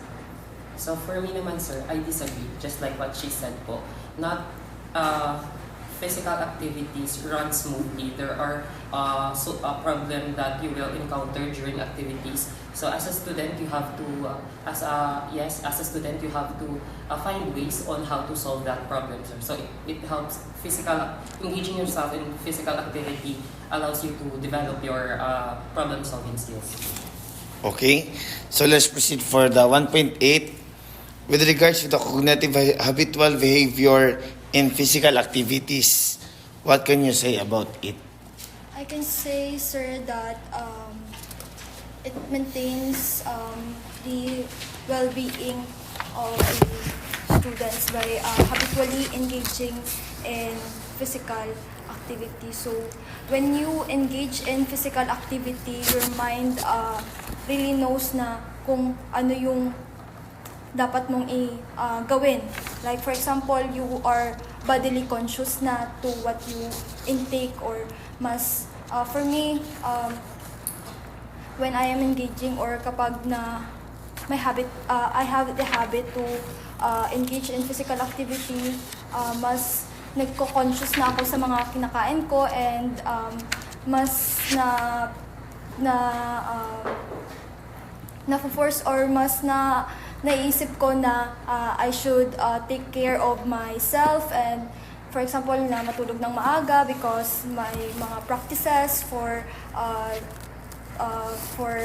tomorrow, so mas enhance yung aking utak na mag-isip na kailangan maging ma-maintain yung healthy well-being ng self ko, sir. So for me, sir, having the cognitive habituated behavior. So just like for example, in a regular class or having a everyday, diba, every lesson we have the activities or the learning activities. So in this way, as a students, parang habit na natin na always natin siya gagawin, which is required naman siya or as para yung mind natin ma-refresh if we do activities or if we just like for example sa in physical activities, di ba, requires it's a habituated behavior natin na mag-engage talaga na warm up first before the actual activity. Yeah. For me naman, physical education helps me to develop a habit of attending in and out activity for physical activity. Kasi kapag may mga physical activities outside of the school, parang automatic na sa akin na parang sasali ako to test para mag-enjoy. and to test ay para enhance din yung physical skills ko po. For me, sir, is part of the habit of the regular exercise kasi sa behavior, parang naiisip natin na in doing the physical activities para bawa in school. So, at pag tinuturo ng teacher na it enhances our parang it enhances the specific part of your body or parang mas nakakabawas siya sa halimbawa sa mga students na parang halimbawa specific na parang sa malaki yung mga braso. So if they teach you the physical activity or the physical activities na parang napapaliit yung braso mo. So parang meron ka na habitual thoughts na gagawin mo siya regularly para mas maging effective siya sa iyo. So for me naman, sir, with regard to the cognitive habituated in physical activity, I can say that it will help me learn what are the benefits of engaging in physical education, and of course, I also believe that by doing this or by doing that physical education, I can interact with my peers and making more friends, or it will develop my social skills or social development. So for me naman, sir, is physical activities help me to be more aware about myself. Kasi with the help of physical education, mas naging habit ko yung pag-exercise because I know that it will help me to be more healthy. So for me, sir, I agree that engaging yourself in physical activity or learning physical education really helps you to have that habits to engage yourself more in physical activity, which in turn helps you to maintain your healthy living. Okay. So as you observe in the cognitive habitual behavior in physical activities, the item understanding the relationship between physical and sports activities and personal and social development got the highest mean of 4.44. So, do you agree with this? Yes, sir, I agree because when we are engaged in physical activity, mas nalalaman natin kung ano yung mga connections na kung bakit tayo nagpa-practice, kung bakit tayo nagta-training. So, also doon sa social development. So, kapag nasasanay tayo na magkaroon ng interaction sa ating mga peers and because always tayong nakikipag-communicate sa kanila and marami tayong natutunan. So, naging habit natin na hindi na tayo mahihiya sa susunod na mag-approach sa mga ibang tao. So, I think yun, mas mataas yung answer. So I also agree with the result and also agree with her answer as well. That in terms of social development, if we engage in physical activities, so we hindi lang natin malalearn on how to perform different basic steps or basic strategies in performing physical activities, but also we could develop our social development, which in this way we could boost our confidence as well. I would also agree to the high result of the statement, sir, since there is always a relationship between sports and physical activities. And if we engage ourselves in these activities, we can develop personal growth, and we can enhance our social development that is needed for us to enhance or develop ourselves. I would also agree, sir, because the physical and the sports relationship is important talaga kasi tulad ng sabi niya na in doing the activities, meron talaga tayong mga practice or mga on how to, para mas maging effective tayo or um, para mas matuto in doing the activities, and also naman sa cognitive and social. So, hindi lang in doing the activity, hindi lang yung sarili lang natin yung pinapakinggan natin. We also collaborate with sa iba nating kasamahan or sa coach para mas matuto pa tayo ng mga iba pang mga strategies and to be more effective in doing that activities. I also agree, sir, since when we are engaging in physical activities, it helps us understand the relationship between the physical activities and the sports activities, and kung ano ba yung mga kung paano ba sila ma-relate sa isa't isa, at kung ano yung mga factor na magkapareha sila. And of course, it also develop our personal and social skills, since while engaging in physical activities, we communicate and share our ideas and thoughts with our peers. I also agree, sir, because understanding that relationship between physical activities and sports activities helps students to be more aware about themselves. Because by being knowledgeable about that sports, mas nagiging aware yung students about their life, their healthy lifestyle, like naka-engage sila in exercise and other activities.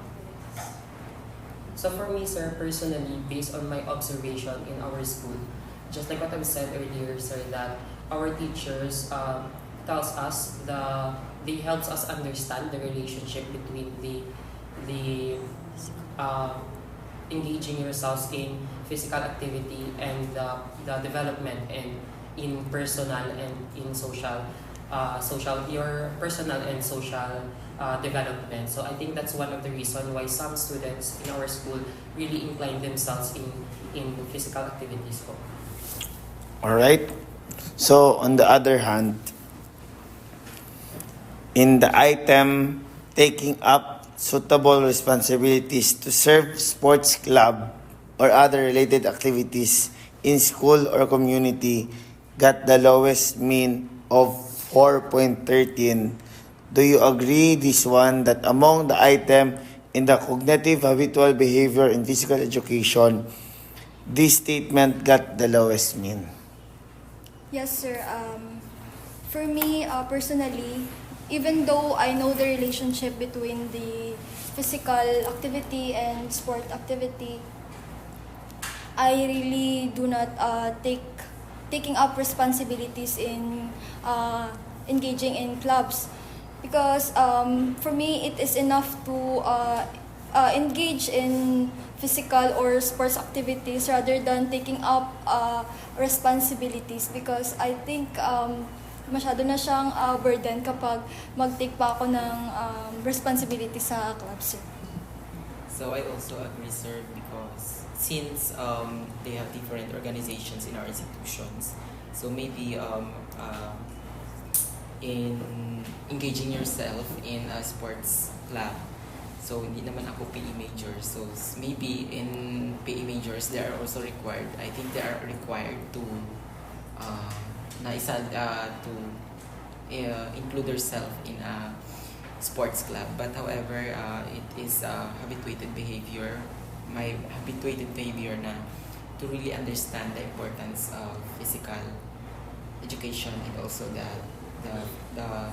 provide the quality physical educations in our institution. I would also agree with the results, sir, because in our school, I also don't engage myself in taking responsibilities in joining clubs or organizations, kasi mas gusto ko din na nagpa-participate lang ako rather than taking responsibilities, kasi parang masyado na siyang, kasi ako din, I'm not also inclined also into PE. So even though I'm knowledgeable enough but I don't take accountability or responsibility by joining different sports or clubs in our school. I would also agree, sir, because most of the students in our school, parang iniisip na nila na parang wala naman tayong makukuha sa in joining mga physical activities. So more on sa joining sa mga clubs ng mga physical sa mga sports. I also agree with the results, sir, since it's not my hobby to join in different clubs in our school about physical activity. So it's enough for me that I know the importance in doing physical activities, and enough na din yung participate and join lang ako sa mga physical activities, sir. Hindi na yung mag-join sa mga club. I also agree, sir, because understanding the relationship between physical activities and sports activities is enough na for me. So parang di ko na gustong mag-join sa different club kasi parang mag-cause lang siya ng burden sa akin kasi I'm not into sport na. So for me naman, sir, I agree to what they said po, sir, that joining sports club adds burden to you as a student since although there are students that really into into sports, but taking up another responsibility like joining sports club would add burden to them as a student po. They would participate, but joining club will add burden to them po.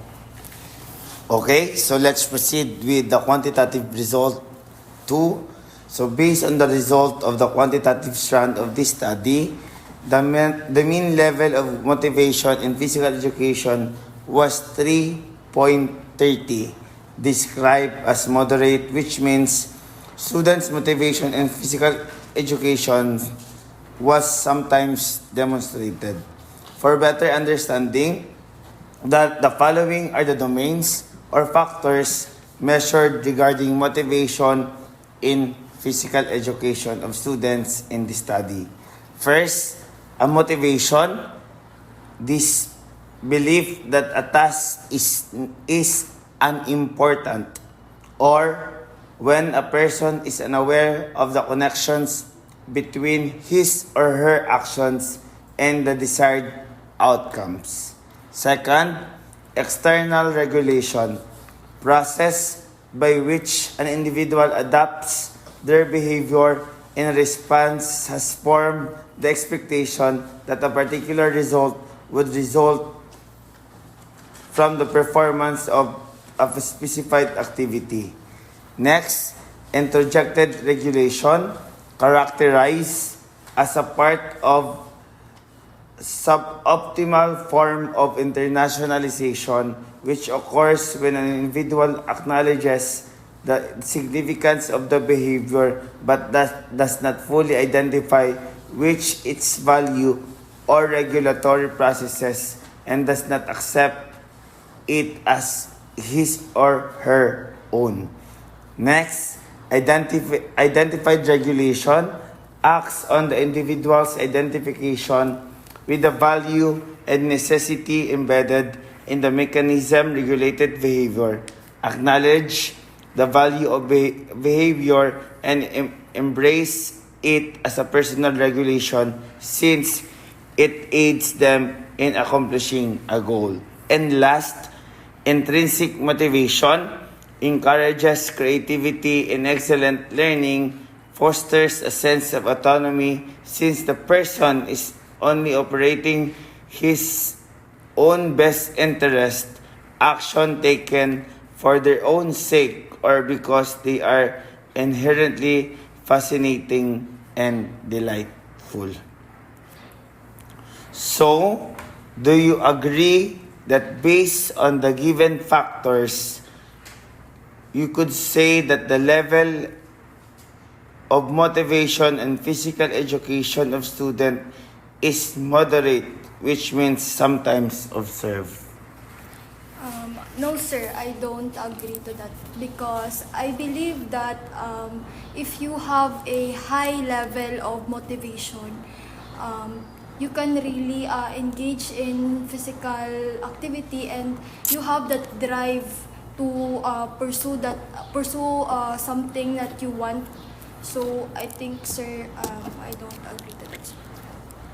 For me, I don't agree also because I believe if you exert more effort on that particular subject, especially physical education, then you have to boost your motivation as well in order for you to achieve your goals.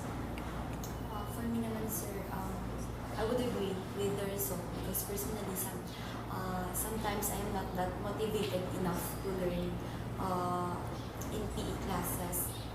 Parang enough na sa akin yung malaman ko na yung basic understanding and yun, I am not that always motivated to learn. Can you repeat? Again, do you agree that based on the given factors, you could say that the level of motivation and physical education of students is moderate, which means sometimes demonstrated? I agree, sir, kasi parang not all students have the motivation to do or to engage themselves in the physical education or the physical activities kasi parang I agree that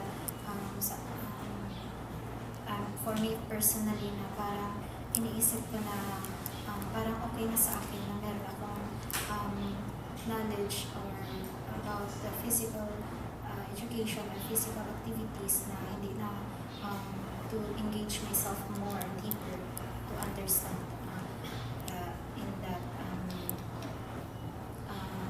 physical education. For me, sir, I agree. Since some students'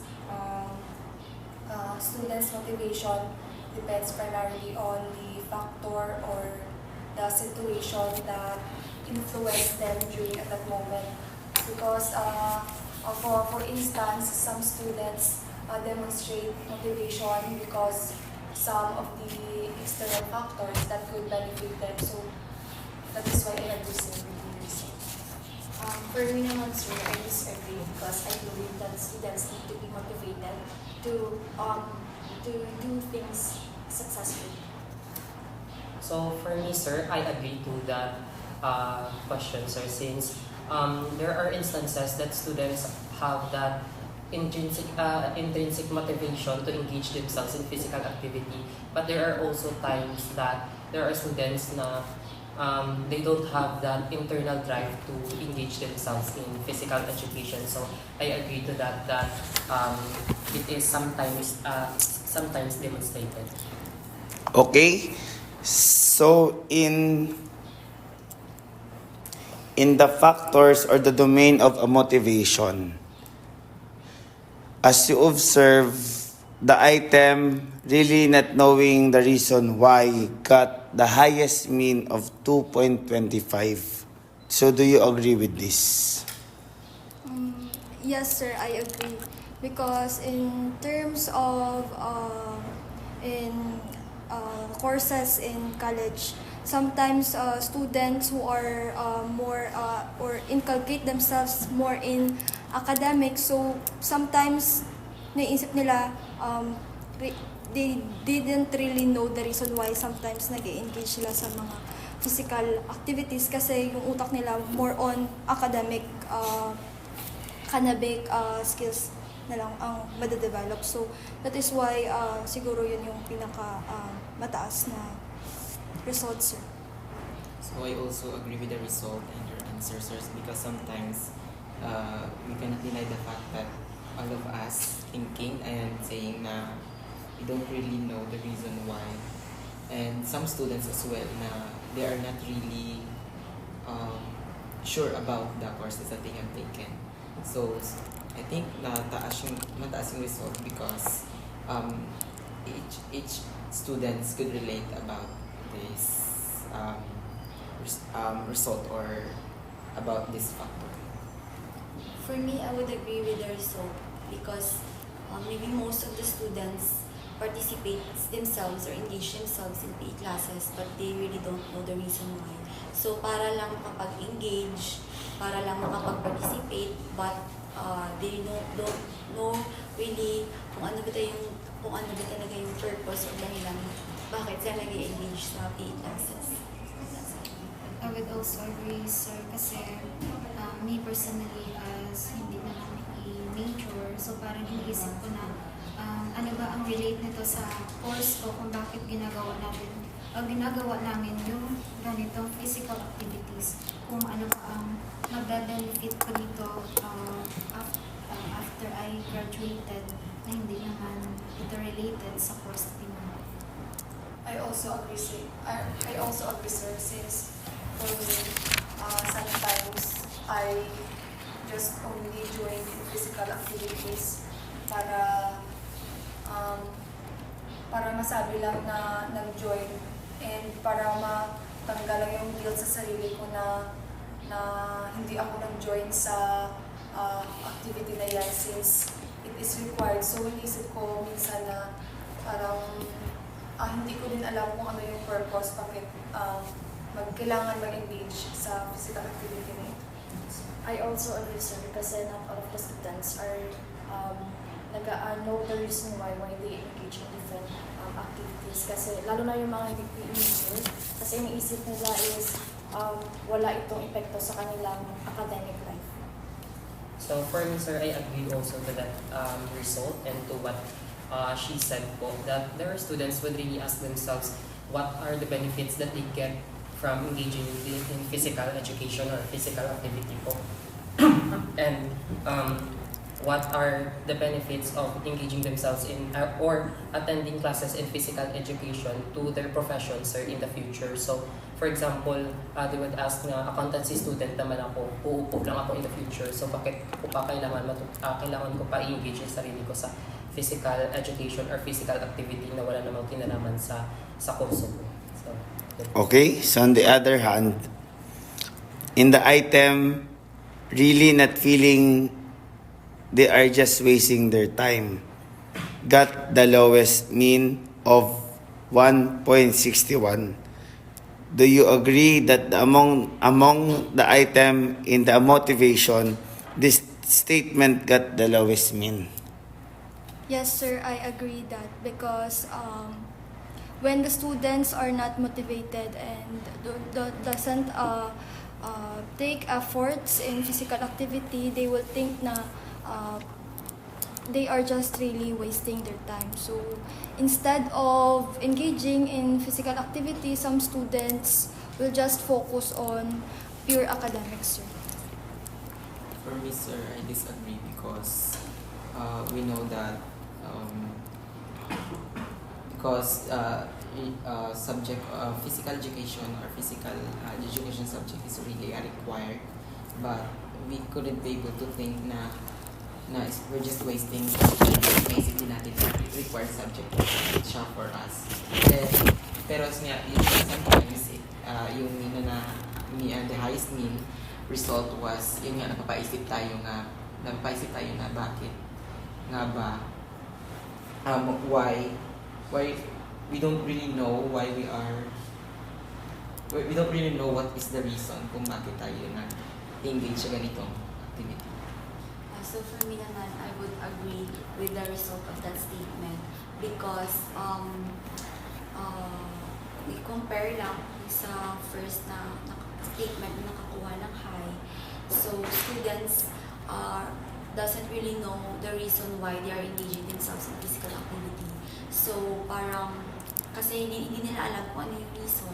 Parang for them, it's just really a waste of time to engage themselves into physical activities. Kasi siguro parang hindi nila binibigyan ng value and effort yung pag-participate or engage sa physical education. So I agree, sir, that it has the lowest mean kasi even na hindi tayo i-major or iba yung ating course. So iniisip natin na ano ba ang importance nito sa ating life, pero ini-engage pa rin natin yung sarili natin in that particular physical activity kasi required din sa ating klase.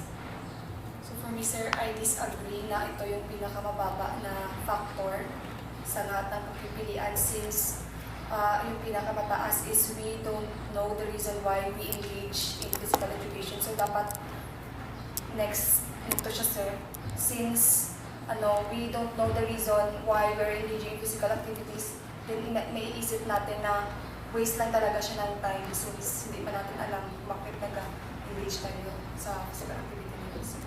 I also agree with the results here because some of the students engage in physical activities really don't know what is the reason why. Kasi minsan hindi sila nag-give ng so much effort to do physical activities because they think it's just a waste of time. Before, sir, can I ask for clarification, sir, that if yung pinaka-lowest, it means they understand that it is not a waste of time, sir, for them? Again, let's repeat the meaning of a motivation. A motivation belief that the task is not important, or when a person is unaware of the connection between his or her actions and desired outcomes. So with that, sir, I think I disagree. I agree to what she said, sir, that after, since they don't know the reason why, I think it follows with the wasting of time, sir, na if yun nga, hindi nila alam yung reason kung bakit sila nag-engage sa physical activity, it means for them it is a waste of time. So I disagree.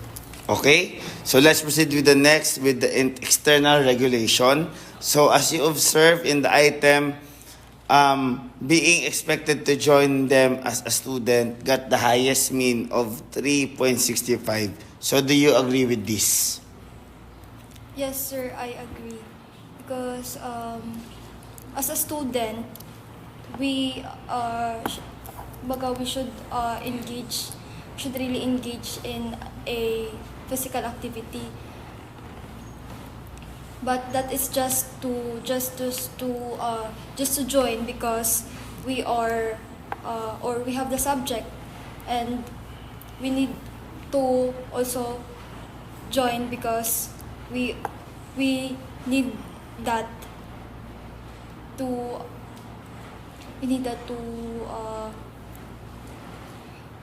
as a student. For me, sir, I agree also because as students, all of us are required to join, of course, specific activities in our school or even the physical activities. So I think high siya because required po siya sa school. For me naman, I would also agree sa result ng statement kasi as a as a student who is taking a PE class, it is expected for me to really join classes because I have to. Kasi nga, nag-enroll ako sa subject na yan, so it is expected for me to join classes kasi kinakailangan. I would also agree, sir, kasi for me personally, kahit na iniisip ko kung ano ba ang relate nito sa kinuha kong course or makaka-benefit ba ako dito in the future kapag na-graduate na. Pero iniisip ko pa rin na kailangan kasi siya, kailangan siya i-take or kailangan siya, isa siya sa subject na kinuha ko to graduate. I also agree, sir, since it is a part of the curriculum and as a student, it is our responsibility to join since we enrolled in this course or subject. And of course, we all know that PE class is a minor subject, so we want na makakuha ng mataas na grade sa subject na to since naisip natin na minor lang dapat mataas ang grades and para makahatak na din sa mga ibang grades natin. So, For me naman, sir, I agree because as a student, it's our responsibilities to join in activities in physical education kasi yan yung one of the requirements sa ating subject. So for me, sir, yes, because some students, just like what she said, sir, even though we don't want to, or some students don't want to, but we needed to po, since it is part of the curriculum, hindi ka makaka-proceed kung hindi mo na-take up this, ang ganitong course. So, it includes in external regulations because we're only doing it for us to proceed to the next level. Okay? So, on the other hand, in the item, making their teacher happy, got the lowest mean of 3.31 among the items in the external regulation. So, do you agree that this statement got the lowest score? Yes, sir, I agree because we are not engaging in physical activity just for making the teacher happy, and I think that hindi yun factor na kailangan magsali tayo kasi para lang maging masaya si sir, maging masaya si ma'am, so makakuha tayo ng mataas na grade, ganun. So I think na list lang siya kasi we do not do that for the teacher to be happy, sir. So, I strongly agree and my answer is the same lang din sa kanya because we are not joining a specific or particular activity not just to make our teachers happy, but also it's a required for us also, not just, so for example, we engage ourselves in different activities in school in order for us to, para maka-experience, para maka-learn sang bago. And it is an advantage for us as well para magamit din yung existing ideas para sa future. I would also agree sa low result ng statement, and I would agree to their statements also. Kasi attending PE classes, hindi naman ibig sabihin na para lang mapasaya namin yung teacher namin. So, di ba? Kasi in attending PE classes, it's not just about the teacher, of course, it's about us, the students, kung ano yung makukuha knowledge namin. For me naman, sir, I agree, and I also agree with their answers. So parang same thoughts lang yun. I also agree, sir. Since we are participating in PE for our personal intention or personal benefits, sir, not for our professors. I also agree, sir, kasi students are not engaging in activities just to make their teacher happy. It also helps students to develop their personal development. So, also sir, I agree since yung mga student nga, they don't have the internal drive to participate or attend classes po, patsayahin mo pa yung teachers. So, I understand why it gets the least mean po. Okay. So let's proceed with the next introjected regulation. So again, I just want to reiterate that introjected regulation characterized as partial or suboptimal form of internalization which occurs when an individual acknowledges the significance of behavior but does not fully identify with its value or regulatory process and does not accept it at his or her own. So, as you observe in the item, feeling bad about themselves if they do not participate got the highest mean of 3.14. So, do you agree with this? Yes, sir, I agree because engaging in physical activity, alam natin kung bakit tayo nag-engage kapag nagpa-participate tayo. So kapag feeling bad about themselves if we do not participate, kapag hindi tayo nagpa-participate, nagkakaroon tayo ng doubt sa ating sarili abilities. So sometimes maiisip natin na are we not skilled enough to engage in that particular activity. So sometimes sa sarili din natin yun, sir. So for me, sir, I strongly agree because yun nga, na-experience ko din yan. So all of us, I think, maka-experience din na we feel bad if we do not participate in the class, di ba? So yun nga, it got the highest mean because students could relate about that For me, I would also agree with the result of the statement because personally, nagkakaroon din ako ng parang self-doubt if I do not give my best or if I do not participate in the physical activity. Kasi, ayun na, nagkakaroon ako ng self-doubt at nagigilty ako if hindi ako nagpa-participate. And parang nape-pressure ako sa mga classmates ko. Parang ako lang yung parang walang pakialam. So, yun, I would agree na nakakuha yan ng mataas na result. I also agree with the results, sir, kasi just like their answers na parang nagda-doubt din ako sa sarili ko if hindi ako nag-attend ng mga physical activities. And also, iniisip ko na it will also affect in my grades if I did not engage myself in the physical activities in the class. I also agree, sir, because I feel bad also pag hindi mag-join sa mga physical activities in school since it is required and iniisip ko talaga, sir, na maka-affect siya sa grades mo. I also agree, sir, because based on my experience, kapag hindi ako nagka-participate, I think na parang ako yung least na skillful sa amin na group. So, parang nakaka-feel ako ng guilt. So for me, sir, I also agree.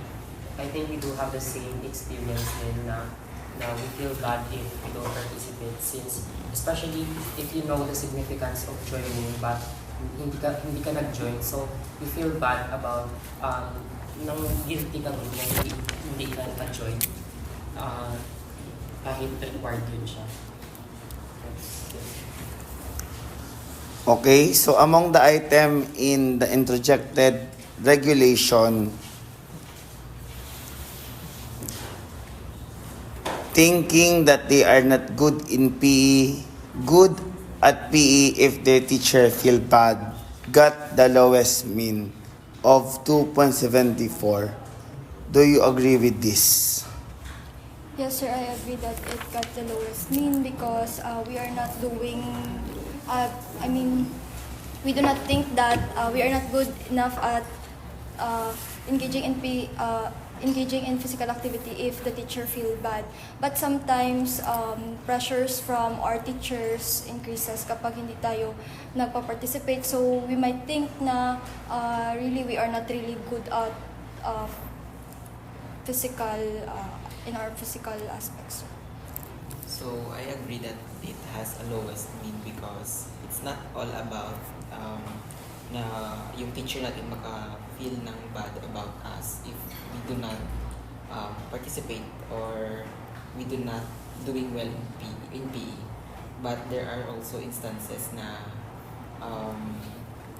na yung hindi naman natin kasalanan na magalit sila because there is na may nagawa tayong mali. So I think nakakuha siya ng lowest mean because it's not about the teachers think really bad if we don't do well in PE. For me, I would also agree sa result ng statement kasi if my teacher feels bad if I don't do well in PE, so for me, parang okay lang because I know in myself that I'm not really skillful enough in physical activities or in sports. So parang hindi siya factor. So kaya siguro nagkaroon ng mababang result sa study. So I agree, sir, that it has the lowest mean kasi in our school, especially in my course na not PE major, so the professor, the PE instructor, hindi naman sila na-feel bad if we do not perform perfectly in our class kasi alam naman nila na we're not PE major as long as we know the example in doing the sports, at least we know the rules and regulations or how to perform it even though it not perfectly. I also agree that that statement has lowest mean since there are some teachers that have high expectations sa students, no, even though you are doing your best or you perform well, feeling nila hindi pa rin maganda yung performance mo. So, dead man na lang sa Siguro sa akin is students feel, teacher feel bad if their students did not, if they are not good at in PE. Siguro, not all the teachers mismo feel bad naman their students are not good at PE kasi we have different capabilities naman and skills. So for me, sir, I also agree. So if there are instances that a teacher feel bad, I think that doesn't mean that they are not happy for the performance of the students, but it signifies that the teacher wants that student to perform well in the next time or in the next time around. So, yun po. Okay, so let's proceed with identified regulations. As you observe, the item trying my best always in PE got the highest mean of 4.53. So do you agree with this? Yes, sir. For me, personally, even though I'm not good at PE, I always tries my best in every activity so that hindi ako magigilty sa sarili ko na it's okay na hindi ka naging best as long as you did your best, sir. I also agree because I think all of us just trying our best always in the class. So in PE class, we're just trying even though na hindi tayo PE majors. So or even na hindi ako PE majors, but I'm still trying my best to perform well in PE. I would also agree sa result kasi even though I am not inclined to physical activities and I'm not sporty enough, but I always ensure that in every physical activities or tasks na meron kami, I always ensure that I really do my best kasi meron siyang sa akin self-fulfillment. Parang masarap sa pakiramdam na ginawa mo yung best mo kahit na hindi mo naman siya feel.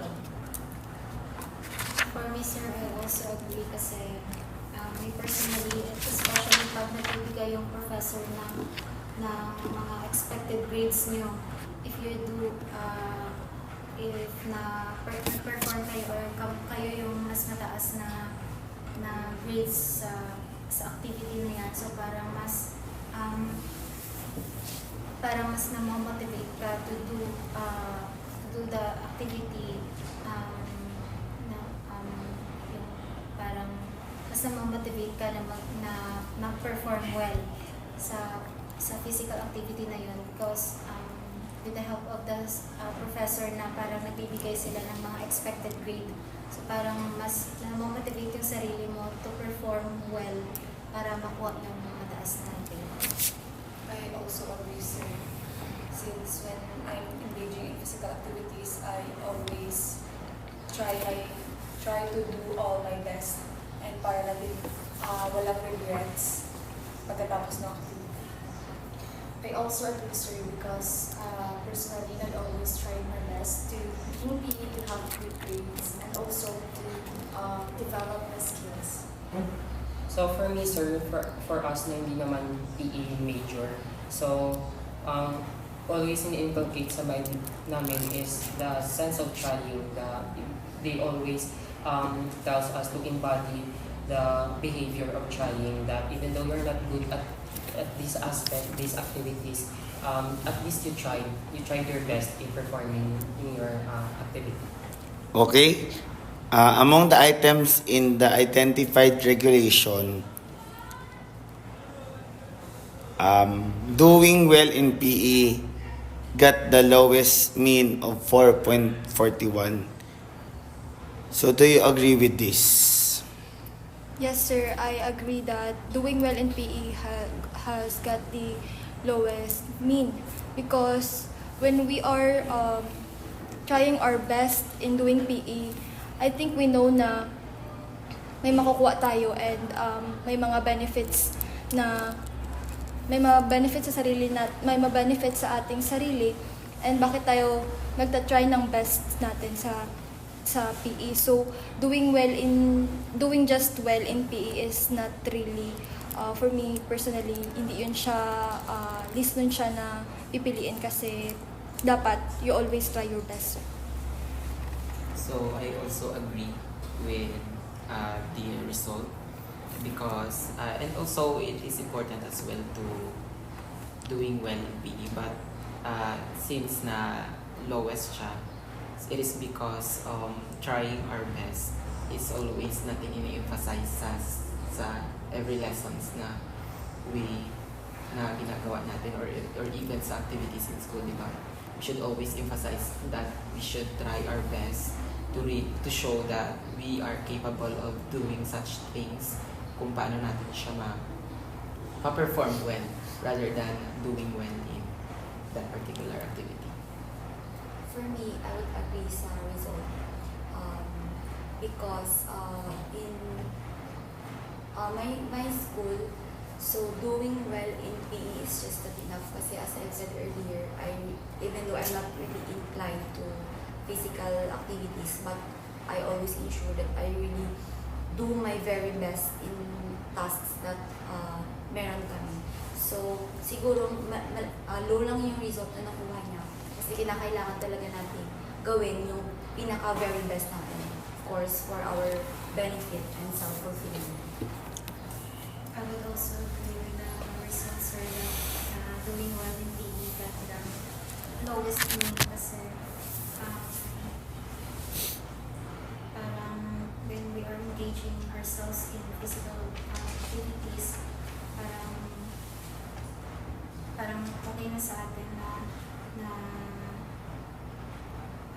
we engage ourselves in that activity kahit na parang hindi natin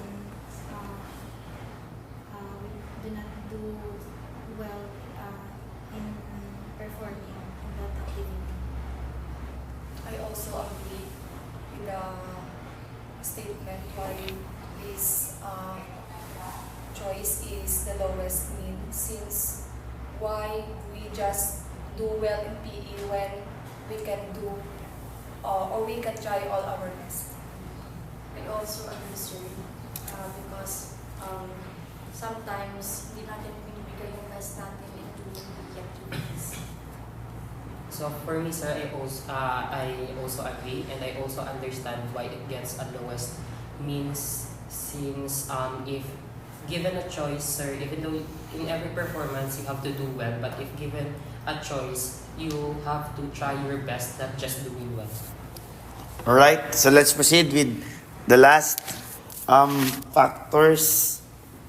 factor, the intrinsic motivation. So as you observe, learning new skills which they find enjoyable got the highest mean of 4.66.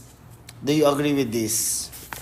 Yes, sir, because when we are talking about intrinsic motivation, we are describing it as our own decision, or kung may take part tayo sa gusto natin yung isang bagay. So, when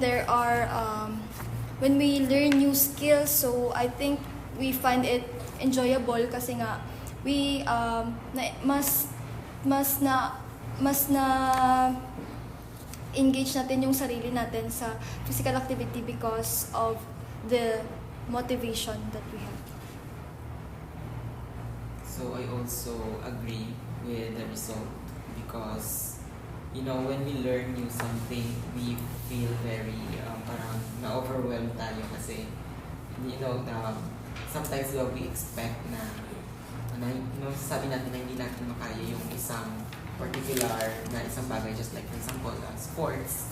So if we learn that kind of sports or that particular activity, then if we learn something new about that skills, then we feel very enjoyable and parang meron tayong guts na parang feeling natin na always na natin siya gagawin or parang hobby na natin siya because we learn something new. I would also agree sa statement, sa result ng statement, because personally, I really find myself enjoying in learning new skills kasi parang ako na hindi ako inclined into sports or physical activities, parang maganda na nagkakaroon tayo ng panibagong knowledge na pwede natin gamitin sa future purposes para for us na rin para maging knowledgeable. So, For me, sir, I agree then, sir. Kasi personally, when I engage myself in our pickleball class, so parang hindi ko, parang sinasabi ko na hindi ko gusto or hindi ko kaya na ipag-perform in that pickleball na class. Pero nung na-try ko na, so parang naisip ko na enjoyable pala siya. And I also said na after this class na hindi lang siya nag-end doon na i-play ko ang pickleball. Hindi lang siya nag-end doon sa class na yun na mag-play ako ng pickleball. So after that, parang sinabi ko sa sarili ko na I will engage more in pickleball after na kahit hindi na yun yung topic namin sa klase. I also agree, sir, because one of our personal motivation is to learn something new. Kasi pag maka-learn ka ng something new,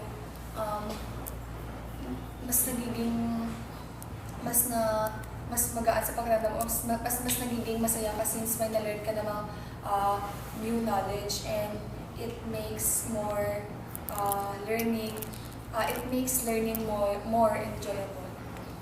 I also agree, sir, because if students find the activity enjoyable, mas nagbibigay sila ng so much effort and mas namomotivated sila to do that. So for me, sir, I also agree to the results, sir, since it is evident that all of us are find excitement in learning new things. So how much more in sports? So for a student na walang skills or walang talent, so if we learn new things, so we find it enjoyable, and the next time around we wanted to learn another thing. Kumbaga, naging intrinsic motivation mo na to learn another skills. Sorry. Okay, so among the items in the intrinsic motivation, finding PE activities are exciting to do. Got the lowest mean of 4.59. So do you agree with this? I don't agree, sir, because when we are engaging in physical activities, we are, for me, na-excite ako, sir, na mag-engage sa mga physical activities. So I don't think na it should be the lowest, it should got the lowest term, kasi nga on the first, the highest mean got that if you engage in physical activity or you learn new skills, mas nagiging enjoyable siya. So kapag mag-engage ka naman ng physical activities, so parang for me, na-excite po ako. For me, I agree because I think the distinction between these two is that, diba, if we learn something new, it's parang if we have the confidence or the motivation to learn something new, parang there should be an excitement, diba? Parang may excite tayo na gawin yung isang bagay na hindi pa natin nagawa. So that's why hindi naman natin siya ma-disregard na low talaga, but nag-follow lang po siya sa highest mean po na, which is learning new skill makes more enjoyable. Yun. Same with your answer, I would also disagree because learning PE has always been exciting and enjoyable. So, ang pagkakaroon ng learning, or if we engage ourselves in PE, we always find it exciting. Kasi na PE, it happens more on physical activities. So, parang mas nagkakaroon tayo ng drive to and excitement to learn new skills in physical education. I disagree with the results, sir, kasi the first, in the highest mean, parang engaging ourselves in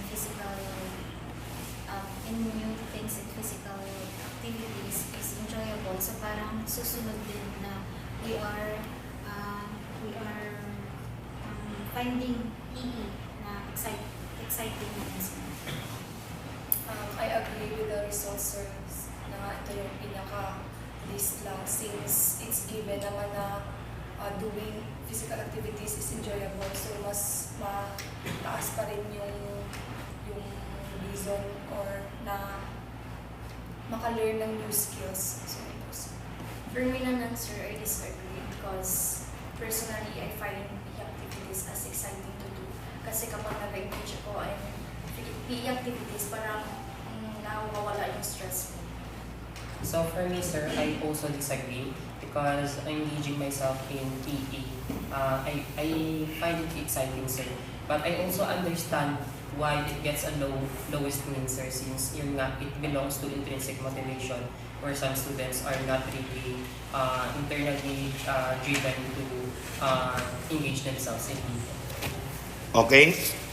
So, for the 2.1, which of the motivation factors in physical education considered in this study have been sometimes demonstrated by the student in general in your school, including yourself? I think, sir, one of the sometimes observe is yung intrinsic motivation. Because in our school, sometimes or half of the students is really parang wala silang don't take part of why they are engaging or di nila alam bakit nag-engage in physical activities because they are more on academics. So for me, mas least lang yung or moderate lang yung may nagda-demonstrate ng intrinsic motivation. So I also agree with her answer, sir, which is intrinsic motivation is the factor. And by this, because as a students, we also need the guidance of others. And we also, the motivations comes from our external. And this way, we could also collaborate with them to share our knowledge and to also to share as well our thoughts to others. For me naman po, based on the given factors of motivation, I believe a motivation is the factor that is sometimes observed. Kasi personally, I am not always motivated in joining PE classes. And sometimes I really don't know why I am here, bakit ko ba ginagawa to, kasi nga hindi ko siya feel. So, I believe that a motivation is the factor that is sometimes observed. For me, sir, is the intrinsic motivation kasi since also with the answers, parang sometimes observe lang siya kasi we are not always motivating ourselves to do the activities. So parang mas naisip na lang natin na parang we just need to engage in that activity kasi parang kailangan. For Mr. The intrinsic motivation then says some of the student only demonstrate motivation in activities due to external rewards and personally when I engage in physical activities I don't really have the personal drive with sir to perform it usually or it always na ano lang it's all about kung ano yung mga benefits or kung ano yung mga mga rewards na makukuha just like high grades so parang yun sir. So for me naman, sir, is the motivation kasi minsan hindi ko alam kung bakit, hindi ko alam kung ano yung importance ng physical activities pag mag-engage ka dyan. What is the reason bakit nag-engage yung mga students in physical activities? For me, sir, it is the intrinsic motivation since yun nga, we are not PE major. So, hindi talaga lahat masasabi mo na motivated intrinsically to engage themselves in physical activities. Most of the time, they are doing it for external regulations like having a high grade. Okay, so let's proceed with the quantitative result number 3. Based on the result of quantitative strand of the study, the mean level of physical effort is 4.07, described as high, which means that physical effort is oftentimes manifested by the students. For better understanding, the physical effort referred to in the study are as follows. First, approach to physical effort refers to the strategies and methodologies used to measure, assess, and understand the exertion of intensity of physical activity. Next, avoidance of physical effort refers to the intentional avoidance or hesitancy to push oneself physically during the physical activity. Okay?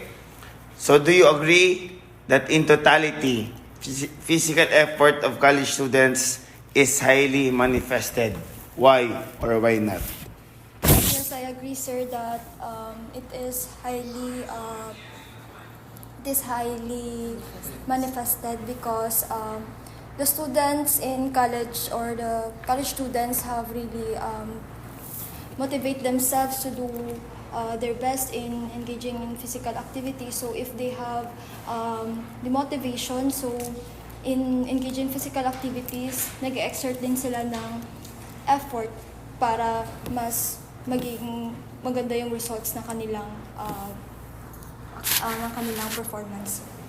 So I also agree because if we exert effort, we motivate ourselves, or we are motivated in learning in a particular course, then we exert effort, and through this nagkakaroon tayo ng parang gusto talaga natin learn pa because we exert efforts in learning. I would also agree to the quantitative result number 3 because students always find themselves really enjoying doing physical activities that requires physical effort. Kasi some students are kagaya ko, I am really enjoying, or I am a student who is learning by doing. So mas nakaka-learn ako kapag dine-demonstrate or ginagawa ko yung isang physical activity. I would also agree with the results of her answer kasi I also parang mas naiintindihan ko din yung activity if it is demonstrated and kapag nakikita ko on how to perform it. I also agree that the physical effort of college student is highly manifested, sir, since whether they like it or not, they need to exert an effort sa subject nito or sa physical activity nito since it is required and it is for them or for their own good. I also agree with the result that physical effort is highly manifested to college students because students are if they are motivated, they engage, they put a lot of effort to that activity to have a high grades. For me, sir, personally, I agree to that and to her answer, sir. Since whether we like it or not, sir, we need to exert effort in everything that we do, especially in physical activities or in learning physical education, since it is required na matutuhan mo ang isang bagay or the subject is required, so you need to exert effort for you to pass the subject.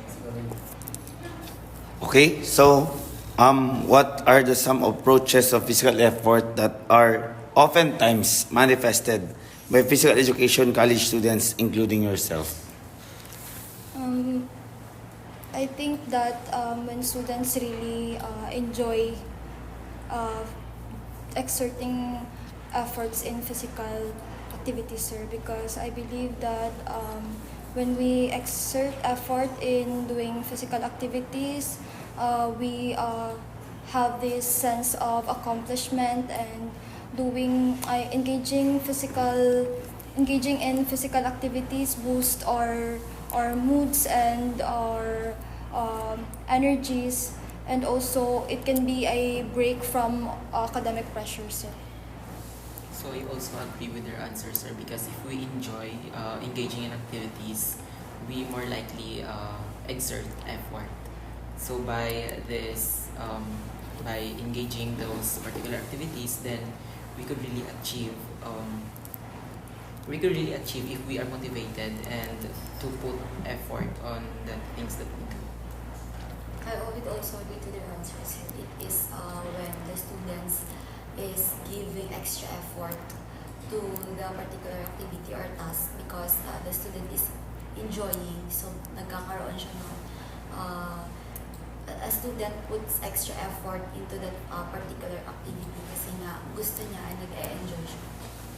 I would also agree, sir, with the acknowledging of the idea of physical effort kasi in doing activities, so we are parang kailangan talaga natin mag-exert ng physical effort to perform the activity and also para mas ma-fulfill natin yung ating mga yung ating mga kagustuhan na kung ano ba yung goal natin sa in performing the physical activities. I also agree, sir, since when we are doing physical activity and we find that activity enjoyable, then we are going to exert more effort to that kind of activity. I agree, sir, and also agree to their answer because if students find the activities enjoyable, they put a lot of effort to do that activity. Yeah, I also agree, sir, especially to what she said about the if you are enjoying the activity, sir. So if you are enjoying a certain activity, it motivates you to exert extra effort in performing activities or activities. Alright, so for the second question, what are the avoidance of physical effort oftentimes manifested by the physical education college students, including yourself? I think, sir, yung avoidance in physical activity is kapag low yung effort na binibigay natin, and also kapag if I feel like nag-avoid ako minsan sa mga pag malaki yung effort na kailangan i-exert sa isang physical activity because sometimes I lack of confidence to do that task, and also I feel like wala akong sapat na capabilities to exert that much effort, sir. I also agree with your answer, sir, because I tend to avoid a particular task if alam ko na it includes a lot of efforts talaga. So sometimes I tend to avoid din po.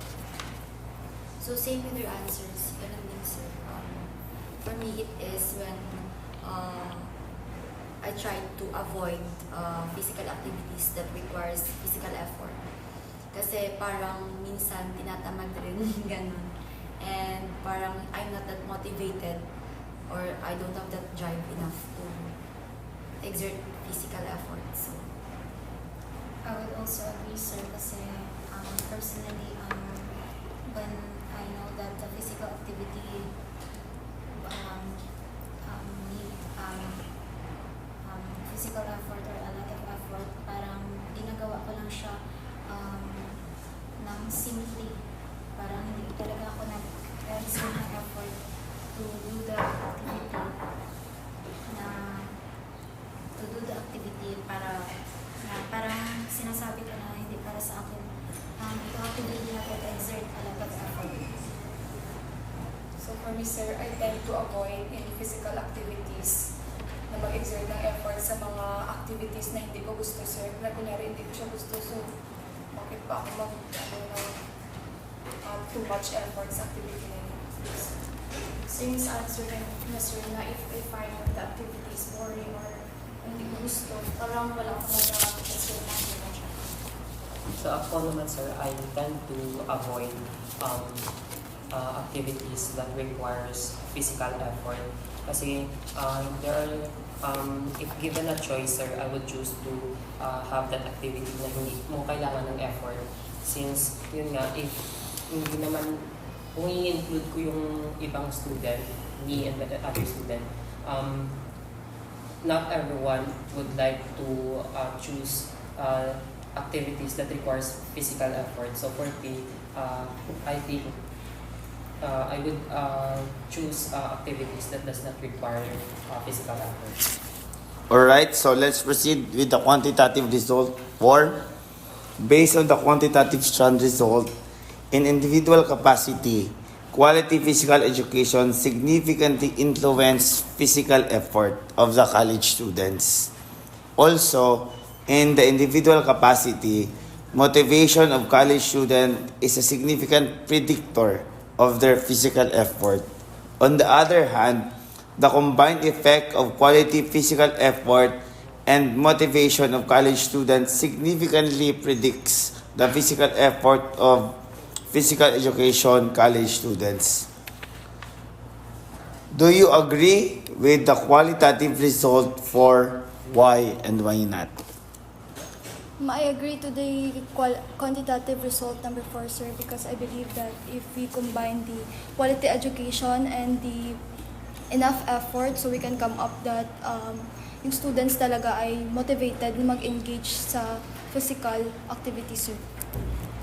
So I strongly agree with the result, because if we have the quality education, so students have the opportunity or to develop their skills, and also they have the opportunity to learn something new. And in this way, if the students will feel or become more competent, so they are able to exert more effort in order for them to really achieve their goals. So that's why quality physical education could really provide the students to become more competent in order for them to exert more effort.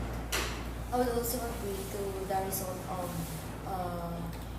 that, sir, because quality physical education really influences physical effort of the students. Kasi if quality yung education na binibigay sa mga students, then the students will put extra effort in learning different physical activities that are needed for them. I would also agree with the quantitative result number 4, sir, kasi in having a quality physical education, we are more parang mag-exert tayo ng a lot of effort to learn something new and apply it to ourselves also.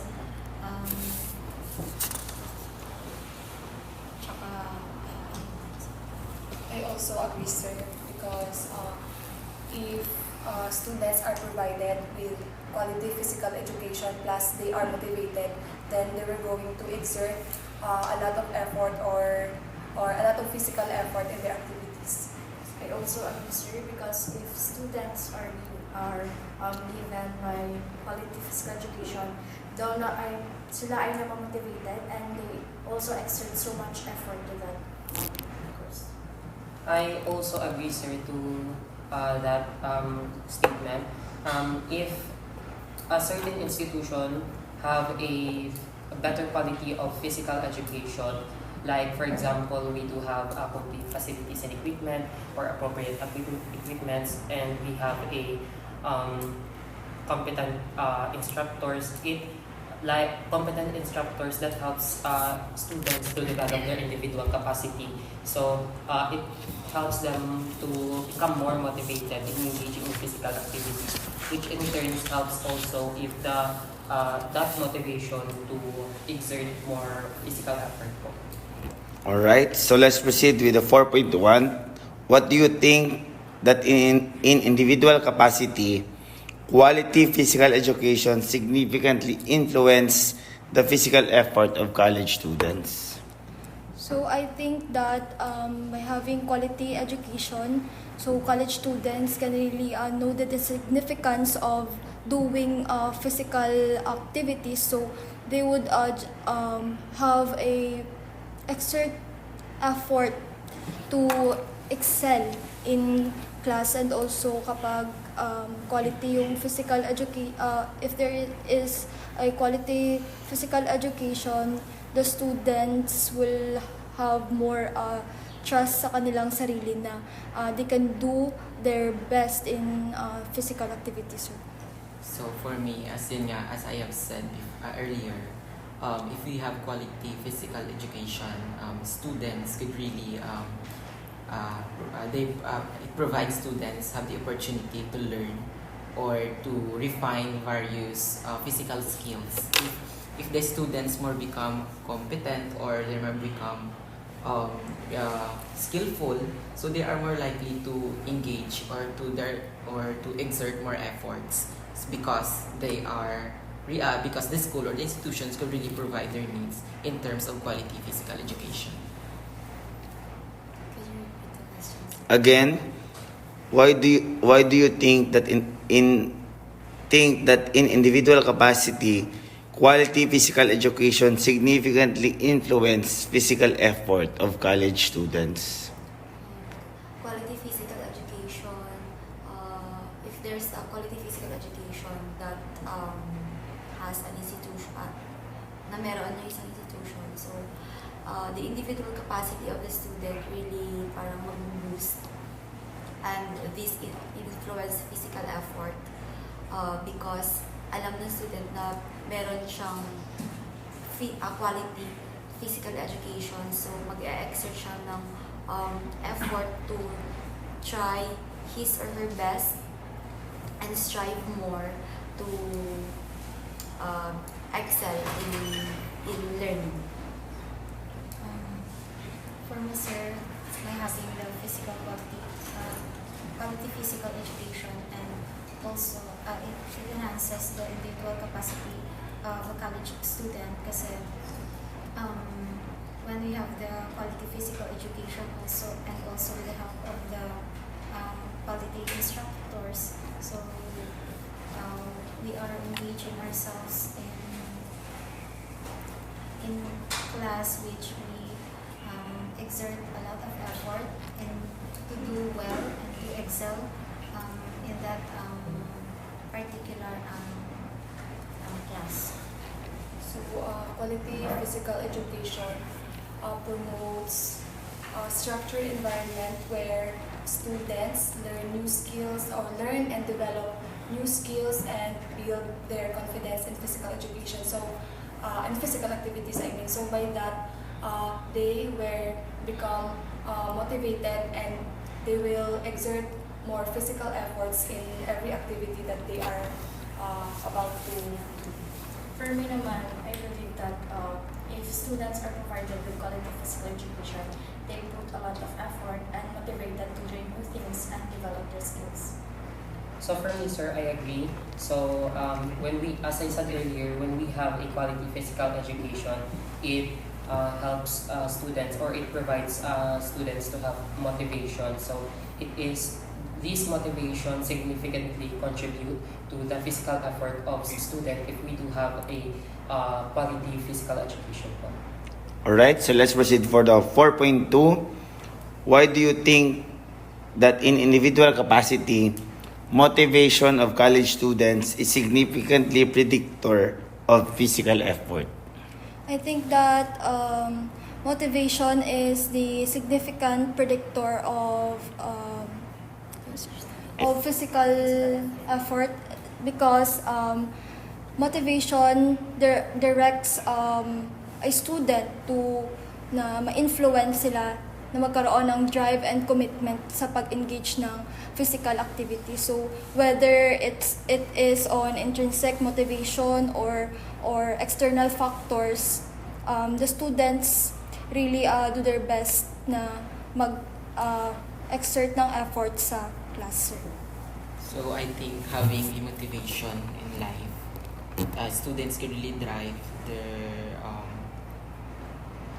skills as well to really put effort if they are motivated in in in their class, in their PE class. So if you are motivated, then you are then doon ka na mag-exert ng physical effort.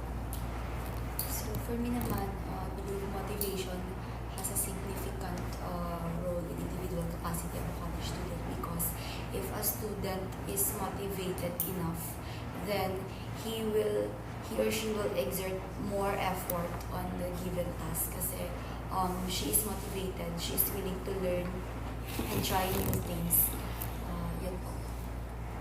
So I believe, sir, that motivation is a predictor of physical effort because when the college student is motivated, whether intrinsic or extrinsic,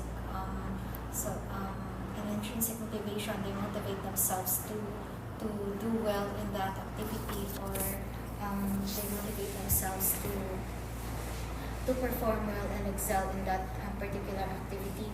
And while in the extrinsic motivation naman, they gain motivation from their classmates or from their professors to do well in that activity and to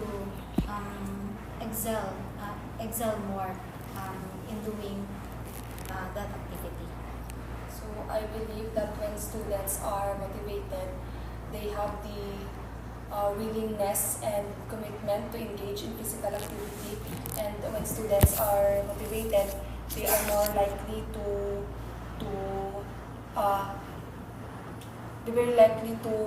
exert their energy and effort in physical activity.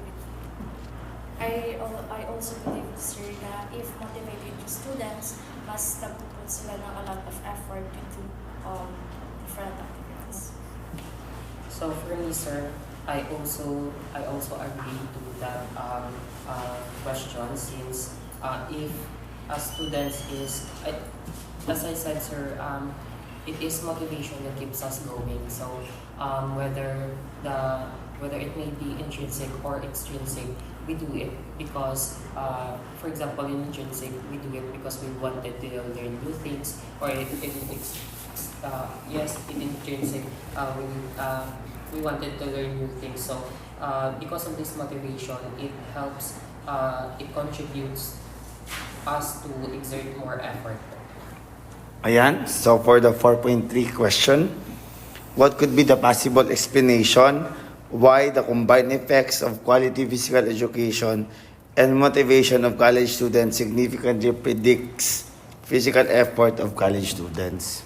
I believe, sir, that quality education provides students enough skills, knowledge, and understanding on how to